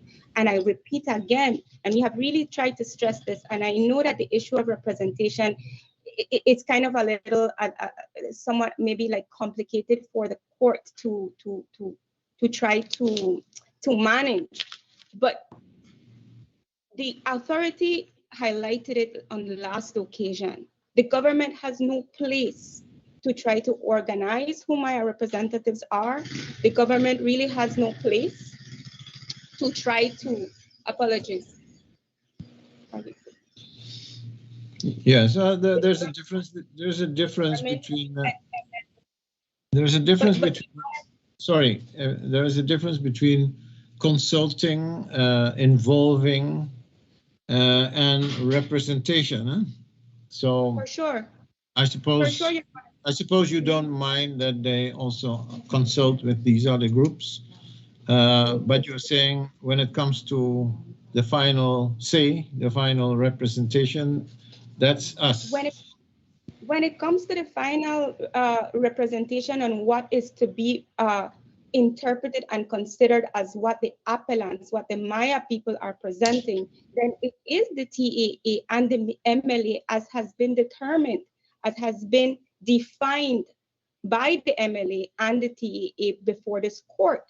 And so really it's really concerning. It's very concerning to us to see that the government continues to very stubbornly take the position that it can come in and manage and act as an arbiter for Maya people's disputes, act as an arbiter as to who are their legitimate representatives. It is simply not its position. And that really spills over into a lot of things. I know we did not want to get too much into the definition of institutions, but that has spilled over into Fbic alone. the government has tried to redefine Maya institutions and Maya decision-making processes. And so I think it is really important that we understand that and that we preserve what self-determination means and autonomy means. And that means that there are some areas where simply the government has no place in to determine or to define or to direct. It simply has no place. And so I really take issue with the idea that if the government will endeavor to resolve that issue, because it's not for the government. We have no problem with them consulting with Maya organizations, but they are not the ones that will sign this. Yeah, well, when I said earlier about the need to ensure that the process is supported by expertise from different disciplines, this is part of what I had in mind. And I think that both sides could be served, in the finalization of the protocol if you had that kind of support. I don't think, obviously, anybody here expects us to resolve this question. I think it's a very, very profound question, but I do think it's one that the parties themselves need to turn their minds to in a very serious way. What occurs to me, though, and I wanted to, it's related to this question, is what is the form that this protocol will take? Let's assume best case scenario and both sides agree on it and it's signed. Is it to be given any kind of legislative force, for example, so that it applies, irrespective of whom the developer is? Is there any kind of legal force that is envisioned for it beyond the agreement between the two sides? And I suppose Mrs. Matthew Tucker might be the best placed person to begin an answer. Yes, please, Your Honors. As it is, it's just a policy that will guide the consultation process in relation to these Maya communities, but it is the intention of government to have this policy be incorporated into a legislation, and that will be done when the final legislation is drafted to govern the entire system as it relates to Maya customary lands in Belize. Right, so I understand you to be saying that the intention is that eventually it will be incorporated into legislation in concert with other areas affecting this broad question. I appreciate that answer very much. I would make the point that I do believe that the sooner we can get to the finish line with one or two of these items, the better. Because I do think that getting to the finish line, for example, with the Fbic protocol, which seems to be closest to that line, will help to free up some of the other areas where there are problems and there are issues, So whilst I understand the point you make, that it makes sense to put everything in a common legislation, I'm just making the point that the sooner we can get to that end point, at least for one or two of these different components, the better. Thank you, Mrs. Tucker. Your Honor. Yeah, Mrs. Tucker, may I say that I wish to associate myself with my brother's comments on the need, I think, really, to speed the process up so that, at least with respect to the Fbic and the underlying issues of representation and so on, that those would have been worked out by the time the Fbic is finalized. I just wanted, this may be water under the bridge, but I wanted to ask whether the issue that was raised a short while ago by your friend for the appellants, that is no longer a matter of concern, and that is that the idea of consent was being made into consultation. I take it as water under the bridge, and we need not detain ourselves on it. I may have missed something, but I'd like for the record for you to confirm that, if you may. Your Honors, my understanding is that there has been the consideration to have amended the name of the protocol, but considering the court's position as it relates to the title of the document, we would be guided by what the court has highlighted, and we will also be guided by what our experts suggest would be the best way forward in terms of the titling of the document. We do appreciate that there is the need to ensure that there is the free will of the Maya communities being expressed in the document in the arrival of a consent to any project that may be done in a particular community that affects the way that they use and enjoy their properties. So despite that there may be a possible name change, it will not take away from what the policy will seek to achieve, and that will be to consult in getting consent. I appreciate what you've said. Thank you. And I believe as all of us having been lawyers, at least many of us on this call, we would appreciate that what is important is the substance of the document. But there is, especially today, and social media and all these things, there does appear to be an impression given by something, by the name you call it. So I would like the parties to and everyone concerned to bear that in mind, because that is often the only thing that people read, the front page. So let's get that right, if I may ask, Mrs. Matu Tucker and your team there. Thank you very much. Thank Yes. you. As they say, words do matter. And certainly here. To counsel for the appellants, I would say, okay, well, let's concentrate on the content of this protocol. There's a Dutch saying that says that the soup is never eaten as hot as it is served. So maybe it's a bigger problem than, or it's not as big a problem as you might think. We'll see when we get to the end. You just keep negotiating and talking and get this thing done. In any event, the role of both TAA and MLA are recognized, and they are the parties, of course, before this court. That doesn't mean everything, but it means something. And the point is, if you can agree, and most of the other organizations can agree with a protocol, then that will be signed and that will be it. And so let's hope that we can get to that point properly. So that is the Fbic protocol. There are some other issues. So I made a note that 30th of January, we will get a final draft of the Fbic protocol.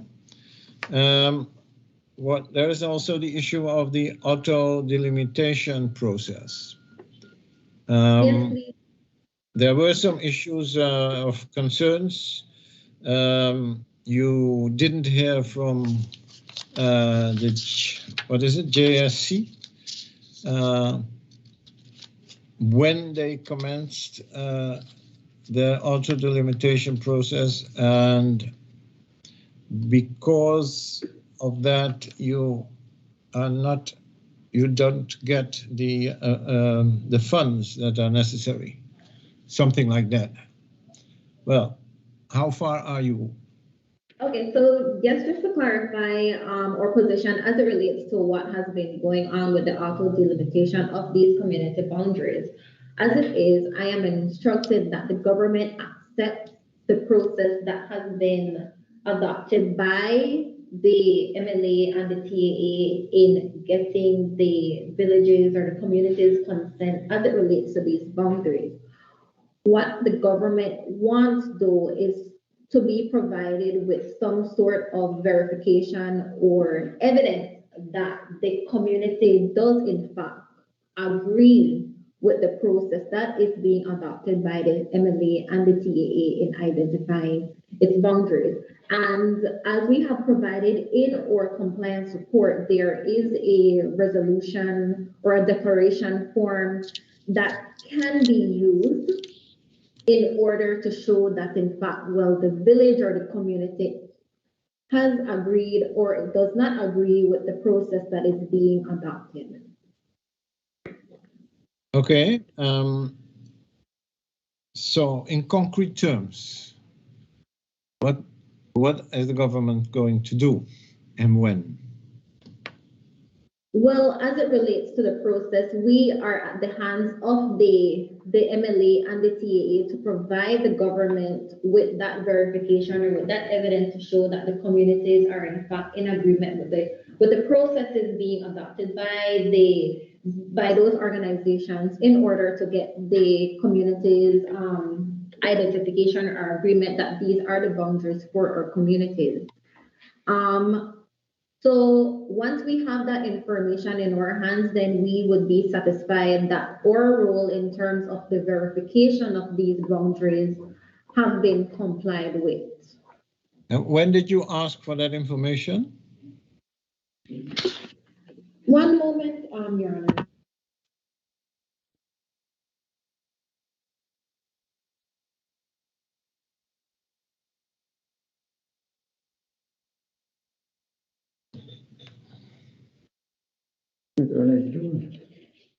Your Honor, I am instructed that as early as of June, these requests were made to ask that confirmation be provided that the communities are in agreement with the process that is being adopted. Okay, what is your answer to that, counsel, for the appellants?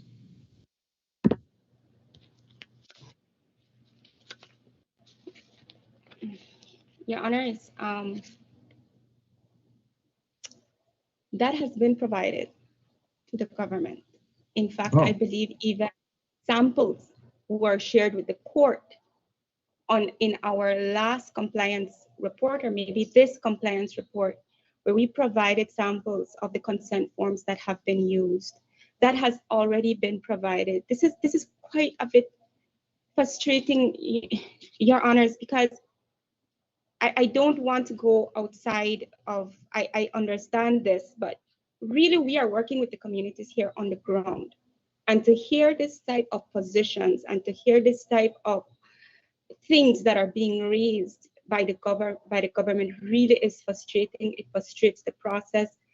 It really seems to me that based on a number of the general approach of this government, even as we have recognized that there has been an increased activities in some very limited areas. I mean, this really is at risk of being just rendered into legal tokenism, Your Honors, because okay, it's remarkable that we are at this point. Let's be practical. You said we send that information already. Maybe you can resend it and send it to us too. So, and then if that is not sufficient, we want to know, okay, why is it not sufficient? That has been said. Yeah, but okay, but we need to move on. So you can send it again and send it to us. Your Honor, if I may, just to clarify what it is that the government is in fact seeking, what my learned friend would have provided to the court as well as to the respondent in relation to this matter would be the verification from these communities that they have agreed that these are the boundaries. What we are seeking in addition to that information is to say that the communities have in fact agreed to the process in getting the verification. Because as it is and as has been highlighted in the compliance report, there have been concerns raised by the communities in relation to some of these processes that may have been adopted by the organization in carrying out the verification of the boundaries. But did you formulate in a letter what additional information you need?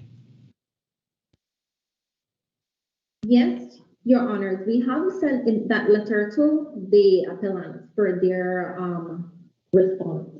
On what date? Those letters would have been from June, July, and I think as recent as November, if I'm not mistaken.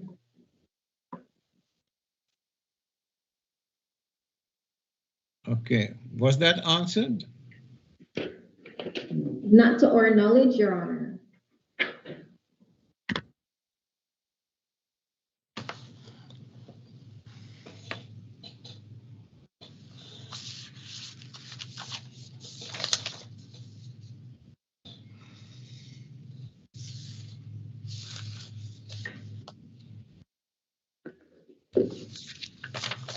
So could that be answered if it has not been answered?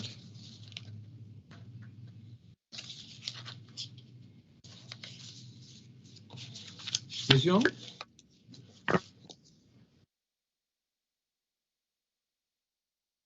Council? Your Honor, myself or you're speaking with Ms. Mendez? Yes. Ms. Mendez? Yeah, honors, I think we froze, so I did not catch. Yes, Okay. Apologies. No problem. So it is said that they asked for additional information and that was not answered. Is it possible that it was not answered?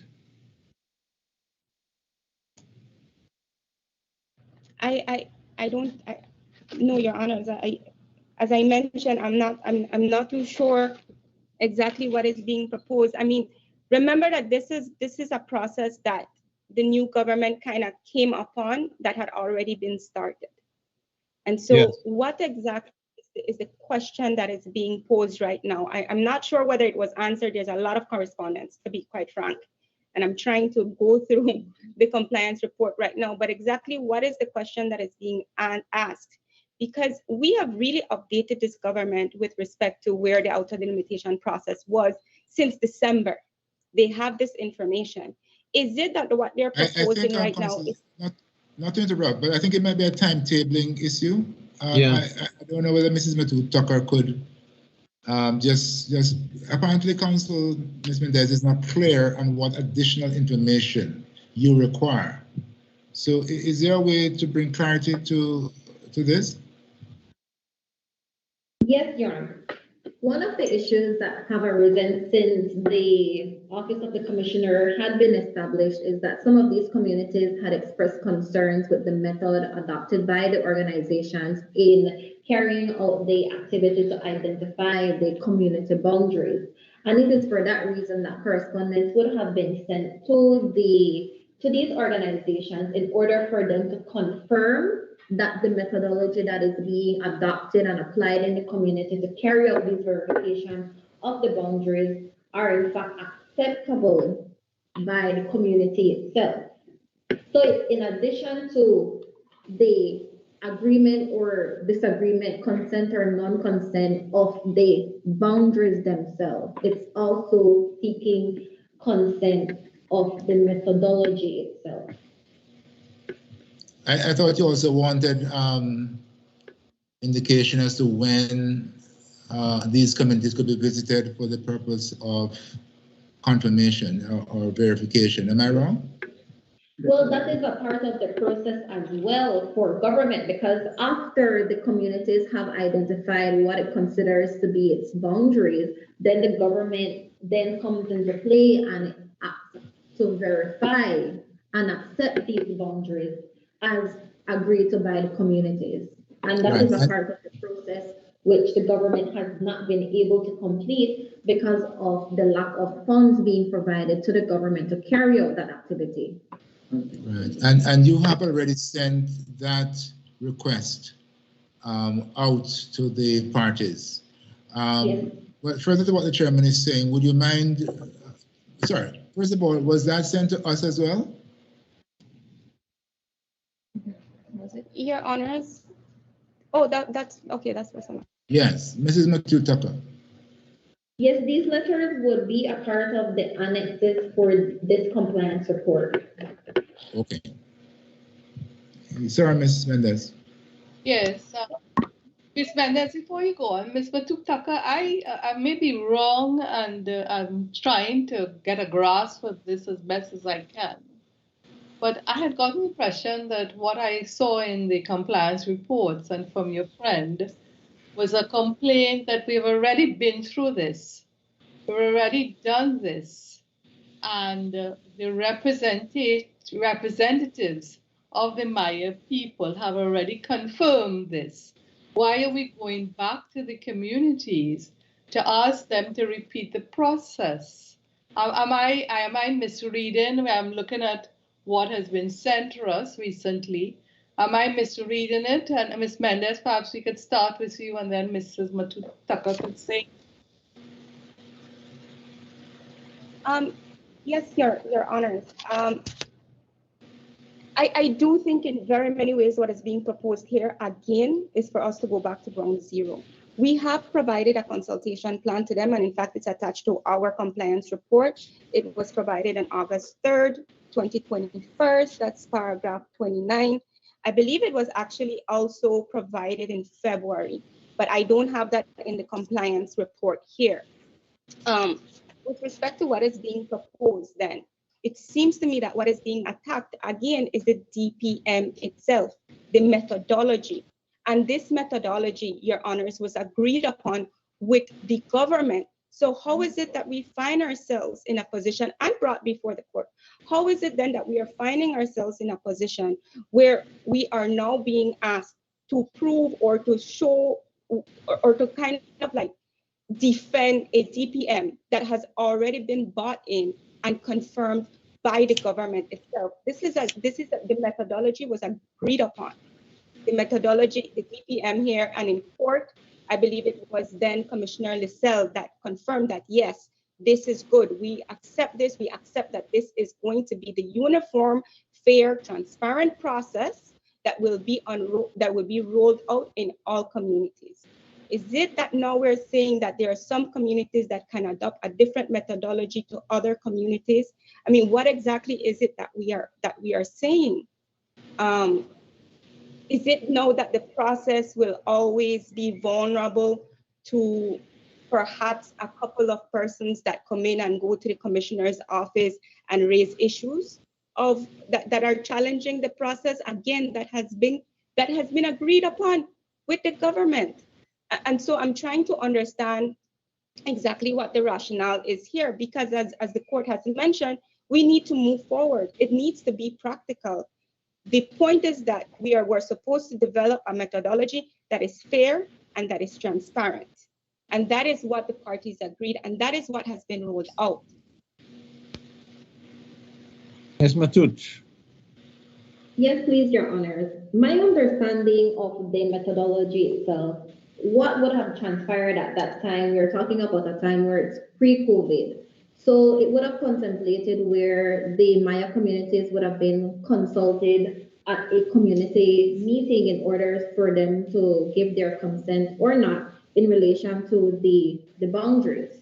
However, what transpired after COVID was an amendment to the methodology itself in getting the community's consent as it relates to the particular boundaries for that community. And it is that methodology that was now adopted by these organizations to carry out this activity that concerns would have been raised by some of these communities.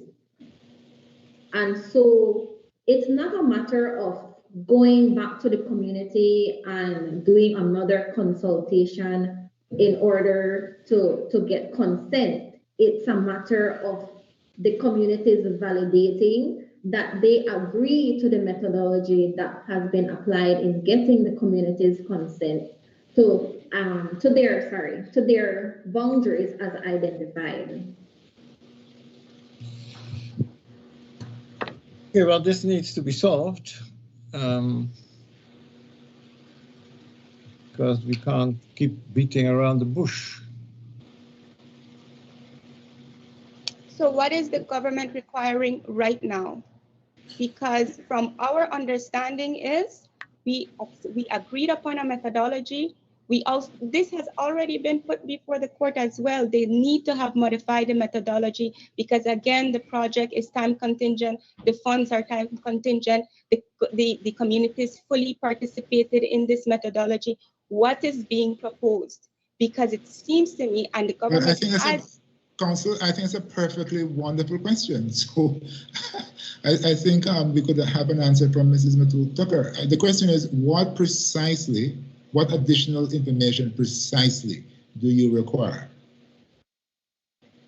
Your Honor, with all due respect, I believe that I may have indicated already what it is that the government requires. What the government wants is for there to be some confirmation, some verification, some evidence provided to the government that the community agrees to the methodology being applied. And I had taken or made reference to the dispute the declaration form or the resolution form that has been agreed to between the parties. And we are saying that this form can be utilized in order to get the community's verification or consent to say that they in fact have agreed to the methodology being applied. That is all that we're asking for. That's all you require. I see. So how is that form administered? I'm sorry? How is that form to be administered? Is it that the government representatives will go to the village and present the form? How is it done? The project, or the in this case it would be the project coordinator JCF, who would go to the community, and while it is for instances and communities that they have not gotten the verification or the consent as yet in terms of the boundaries, while they're doing their consultation, they can get the consent of the communities in relation to the boundaries as well as to the methodology that is being utilized in getting the village's consent. All right, Ms. Mendez. Yes, sir. I think I'm understanding now, and essentially what is being asked is that we do the consent process for 23 villages again, that we redo this process. And I'm still struggling to then understand if it is that the government wants to verify this, the consent with respect to the actual consent limit and the consent to the methodology. Why is this not part of their verification process? Won't that concern be met within the context of their right to verify? Because the DPM itself does provide that after the consent is obtained, the government can then roll out its verification process. And therefore, whatever concerns they might have about consent being given or not can be addressed and confirmed through that process. But to ask the appellants to again undertake what was a very onerous activity, as well as to expose themselves to COVID, is completely unreasonable. They have concerns, we understand. Those misgivings can be addressed within the verification process, their own verification process. Thanks. Okay, well, you will have to come to some solution because we can't keep going on like this. It's important. The legislating drafting team has that, I think there were some questions. There was a legislative drafting team. Has that been changed? Is that the same? Your Honor, if I may just be allowed to go back to the issue of the auto delimitation. As I indicated, a part of the project requires that funds be provided to the government in order to carry out its verification. And I believe a request has been made of these organizations to provide the funding.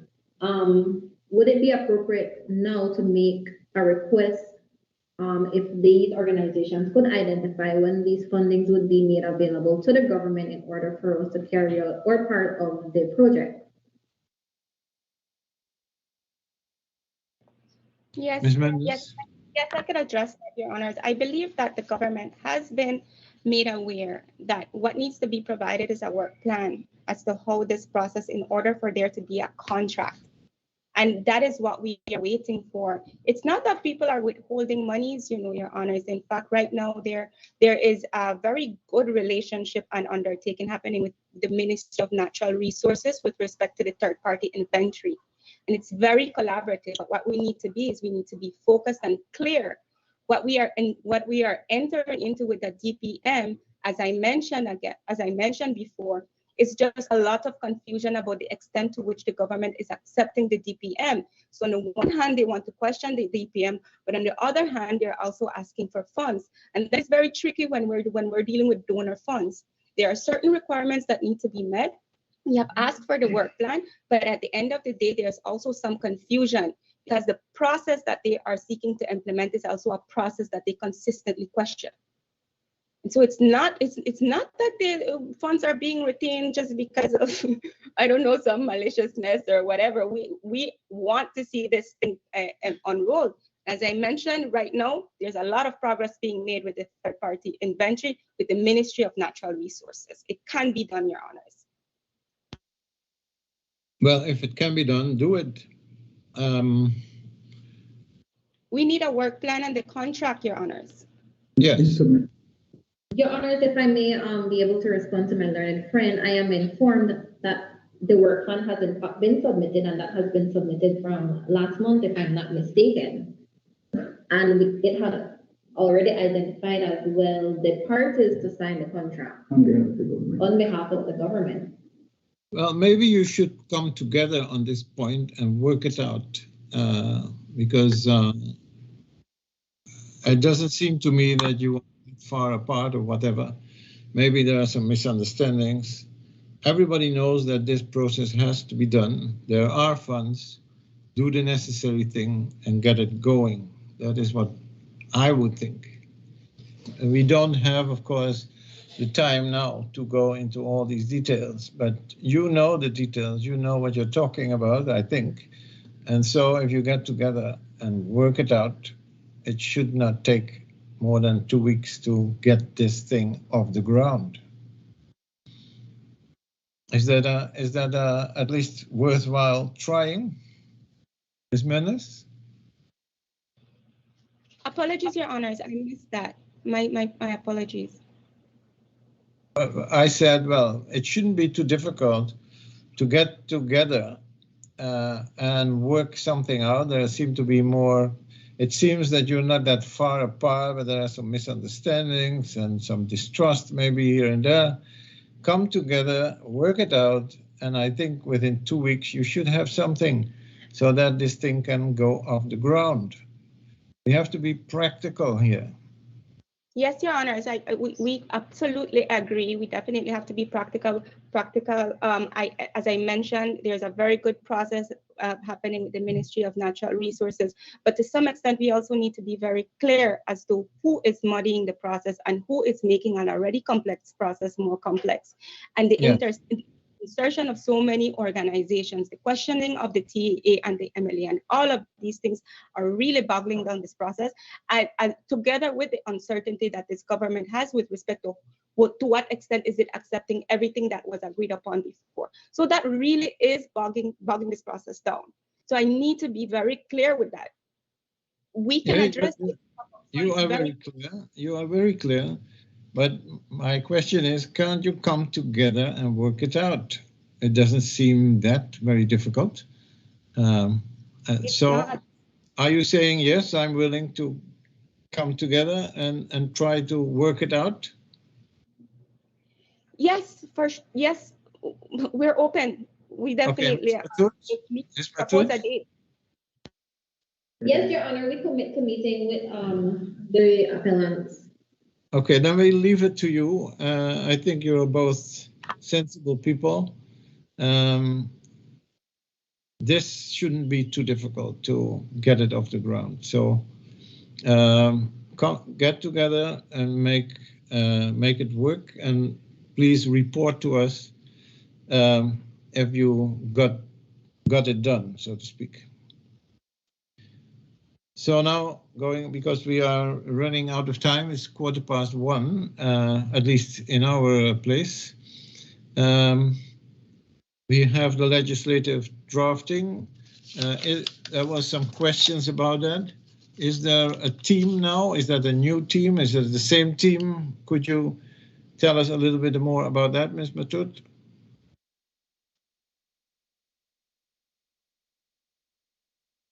Thank you.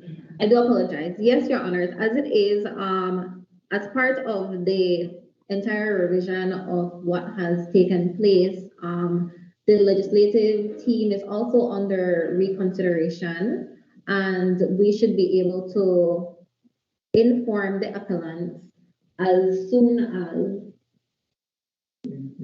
the end of this year who would be the government's participants on that team. Okay, so there is apparently a change. There may be a change as to the makeup of the team. There may be a change, yes. Okay.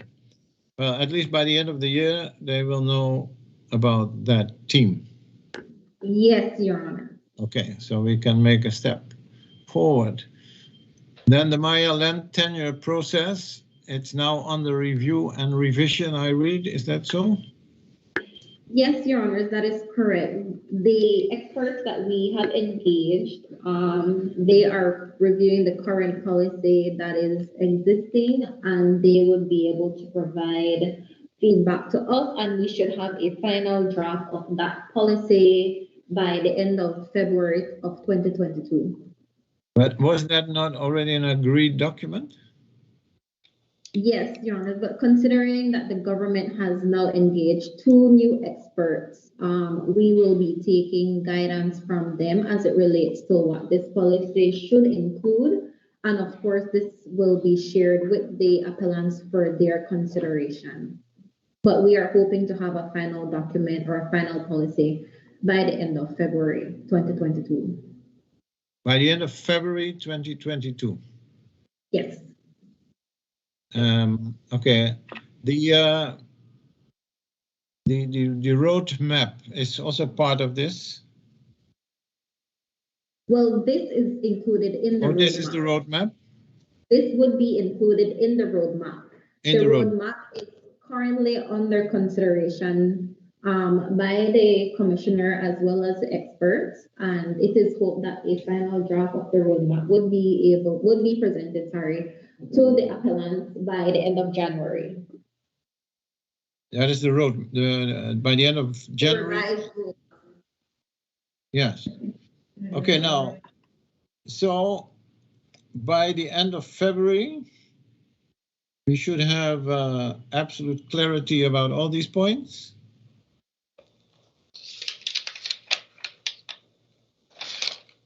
I'm sorry, Your Honors, I did not catch what you said. Well, I said by the end of February, we should have a clear, we and the appellants should have a clear idea where the government stands in all these issues. There will be a final draft of the Fbic on the 30th of January. We will get that. The appellants will get that. You will sit together to work out within 2 weeks the auto demarcation issue.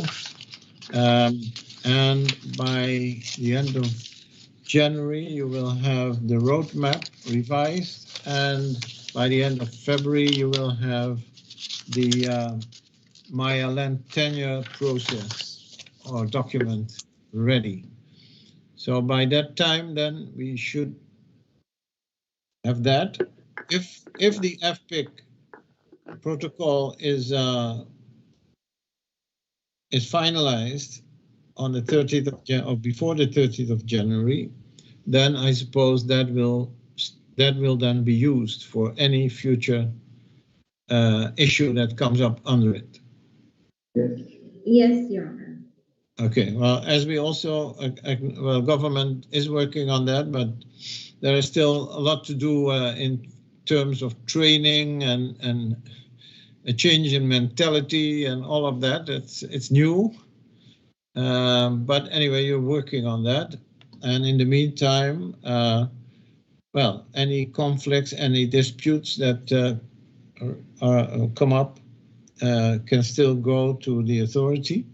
And the commissioner himself is also, what I see, actively involved in getting things solved and settled.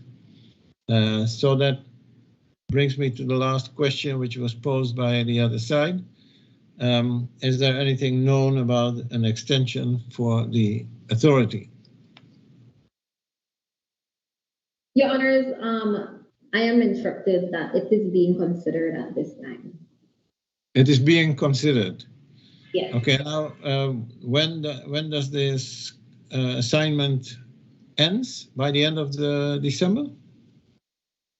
Yes, that is correct. Okay, so when I think it would be nice if for the authority and also for the court and for everybody involved at some point to know what the government intends to do. Because I must say, on behalf of the court, I can say that we have been greatly assisted, first of all, as the court in our monitoring position. We have been greatly assisted by the authority, and I think the fact that she has been able to tackle several of the issues has, let's say, kept things from deteriorating and in fact, bit by bit going in the right direction. So I suppose, well, I know because I read that appellants would also appreciate it. So anyway, the court, I can say on behalf of my colleagues, we would certainly like to see the authority around for some more time so that we can get into a phase where we get to the end of the compliance. You know, we are 6 years further, so time is running out. And in fact, the government has done, I think, has done a very good thing by creating the authority. Everything together really must give Belize a very good reputation in this field, because I don't think there are many countries that do so much to get this really done. So, and that concerns everybody who is involved in this project. But anyway, could we at least, could you tell us at what point in time, Ms. Matut, we could hear the government will make known whether they extend or not? That should be not on the last day of December, I imagine, but at some... Yeah, Your Honors, I'm not in a position to give a specific date at this point, but it will definitely be before the end of the year, considering that the contract expires at the end of the year. Yeah. May I say thank you for that, Council, and may I say that I join, and I'm sure my sister does as well, with what the Chairman said about our appreciation for the authority. And in a note of levity, may I also say, Chair, that we thank you very much for the part that you played in the establishment of the authority. In a sense, it could be said that you are the father of the authority. I'm not sure what the professor will say about that, but... Well, I think we have to leave it at that, at that point. I just yes. want to be clear. Is it that the appellants will also be hearing for the first time on these various issues on the dates indicated? Or is it that consultation is being understood as something continuous that has to be done with the appellants, such as setting meetings to be discussing what the government is thinking with respect to the revision of already agreed upon documents? Well, it's. I think the government has said more than once that it is not a one-sided approach. So once they come to some finalization, we assume, but maybe wrongfully, we assume that there will be consultation. Is that correct, Ms. Matut? That is correct. The government appreciates the nature of these proceedings and what has transpired, and we commit to carrying out our consultations with the appellant as it relates to any revision of any of these documents that the government considers to do. Okay. Well, I raised the issue. Fbic was not consulted until months after we got the Fbic, the government approved Fbic until months later. That's not what I understand as continuous consultation, Your Honors. I'm sorry to belabor the point, but I really do think it's necessary to be getting feedback on a continuous basis, especially if we're talking about rethinking these documents. I to speed up the process. Yes. Well, we heard Ms. Matut saying that you would be consulted, and we assume that you will be consulted in a fair and proper way. Of course, people may differ in when and how, but it is quite clear that nothing which you impose upon groups like the Mayas, if it has not been properly discussed, then it will not work. And I cannot imagine that the government wants to create something that is not going to work. So let's give them the benefit of the doubt, if that is the right expression. I Chair, think. oh. Sorry. Yes. Yeah, I thought you were through. You go ahead, please, and then I just have one very small point to make.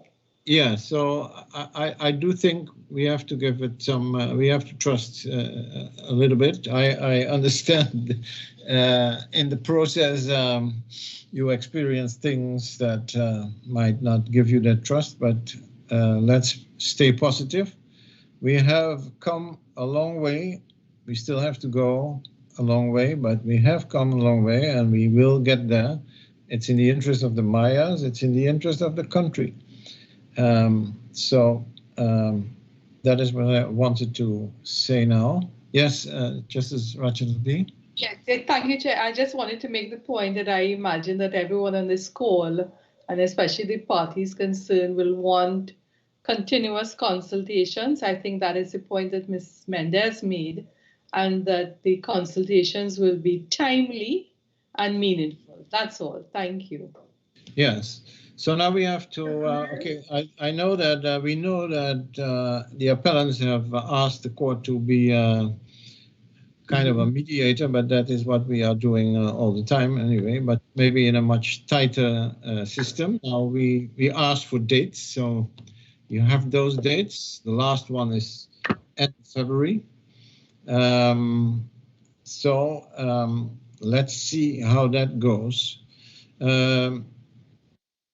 There is an idea, and it's not more than that. The court could, yes, the court could, if things are not going as they should, could tighten up its monitoring task. That is one thing that the court could do. The court could also, of course, with only with the approval of parties, appoint some kind of a mediator who will see to it that the process will be proceeded in a disciplined form. But we are not that far yet, and I don't think that we have to come to that point.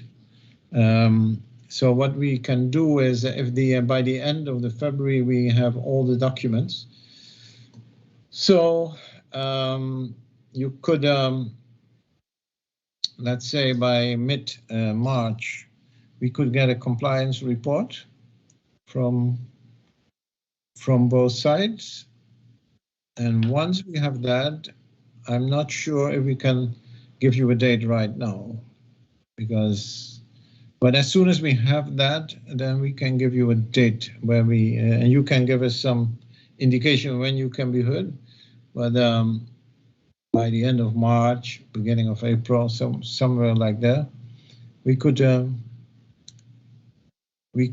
hear you again now, unless my colleagues want to have a date right now. Well, Chair, I see that Ms. Matuk Tucker has raised her hand. Okay, well then, Ms. Matut.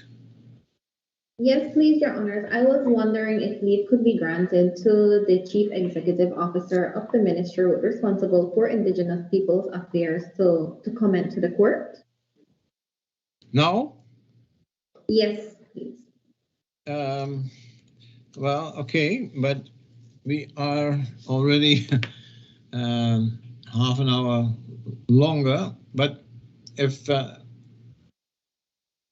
let's say if you don't take more than 5 minutes, we can survive. No, Your Honor, it should not take more than a minute, actually. Not more than a minute, that's fine. Thank you. Thank you. I just wanted to assure the court and assure the appellants that the processes that we are going through at the ministry are not in an effort to delay or belabor any processes that have been made. We just want to assure that we are taking all the necessary actions and steps that are required to protect the rights of the Maya people, in addition to protecting the rights of other parties in the country. We have, as such, as you are aware, hired experts to advise us on what may be ways to improve and strengthen our approach, both with the Maya, but also, again, considering the balance that we have to implement in our mandate. It is also a process of negotiating as a mediator, if you will, with other representative ministries that all deal with the Maya land rights and all have issues and matters and projects to implement in the South. That is not an easy feat, but day by day we take it on and we discuss, and that is the intention of this process with us. It's not that we want to delay, but we want to make sure we get it right. Thank you. Thank you very much. Yes, and in fact, that's why the court ordered this monitoring process, because we knew that in a way it's easy to state the principles, but to work them out in day-to-day detail, that's quite a different thing. So we understand that it doesn't happen all overnight. Rome wasn't built overnight either, but on the other hand, we have to keep the time in, we have to look at the time which has already gone by. So I think we are at the stage that maybe in the first half of next year, we must have something done very concrete. The Fbic protocol is certainly one of great importance, and all the other things should be on their way to finalization. So, but we understand what you are saying. It is not an easy thing to do. There are lots of interests and to look at. We are fully aware of that, but on the other hand, we want to keep this process going and get to the end of it for everybody. Okay, so thank you very much. We will get compliance reports from both sides mid-March. I'm not sure what date that is. Madam Deputy Registrar, can you give me a date?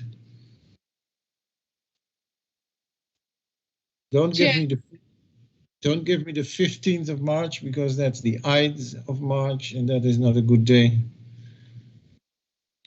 Chair, could we consider fixing a date? Yeah, I was asking at the same time, and perhaps before the Easter and the Holy Week and so on. When would that be? I'm hoping that Madam Registrar, Deputy Registrar. Yes, Judge.